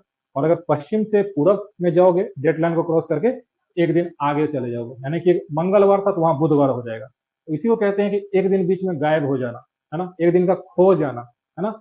और अपोजिट क्या होगा, एक दिन एक्स्ट्रा प्राप्त कर लेना। जैसे कि आप बुधवार को क्रॉस किए और बुधवार को ही पहुंच गए, तो क्या आपके पास एक एक्स्ट्रा दिन मिला कि नहीं इस सप्ताह में? इसी को बोलते हैं गेन कर लेना। समझ में गया? अगर एग्जाम में कभी सवाल पूछेगा कि आप इधर से उधर क्रॉस करते हो, दिन घटेगा कि नहीं घटेगा, क्या आप उसको सॉल्व कर पाओगे? है ना। आप ध्यान रखना हमेशा कि 24 घंटे का फर्क कैसे आता है। तो ईस्ट में है सो समय पहले चलेगा, है ना, सोमवार पहले आएगा, मंगलवार पहले आएगा। वेस्ट में एक दिन पीछे चलेगा, है ना, सोमवार एक दिन के बाद आएगा, है ना। तो जैसे ही आप डेट लाइन को क्रॉस करोगे, उस हिसाब से आप या तो ईस्ट से वेस्ट में जा रहे होगे तो एक दिन पीछे चले जाओगे, वेस्ट से ईस्ट में होगे तो एक दिन एडवांस में चले जाओगे। समझ में गया? हाँ हाँ, उसके लिए फिर तुम्हें बहुत खर्चा करना पड़ेगा ना, कि दोस्त लोग को ले गए, यहाँ पे ले गए, फिर अगले दिन घर ले आए, है ना। कहीं वो कॉलेज में बर्थडे मनाने वाला रहता है, जैसे मार पिटाई भी होता है, तो वो भी एक्स्ट्रा हो जाएगा। 2 दिन एक्स्ट्रा मार खाओगे फिर। ठीक है।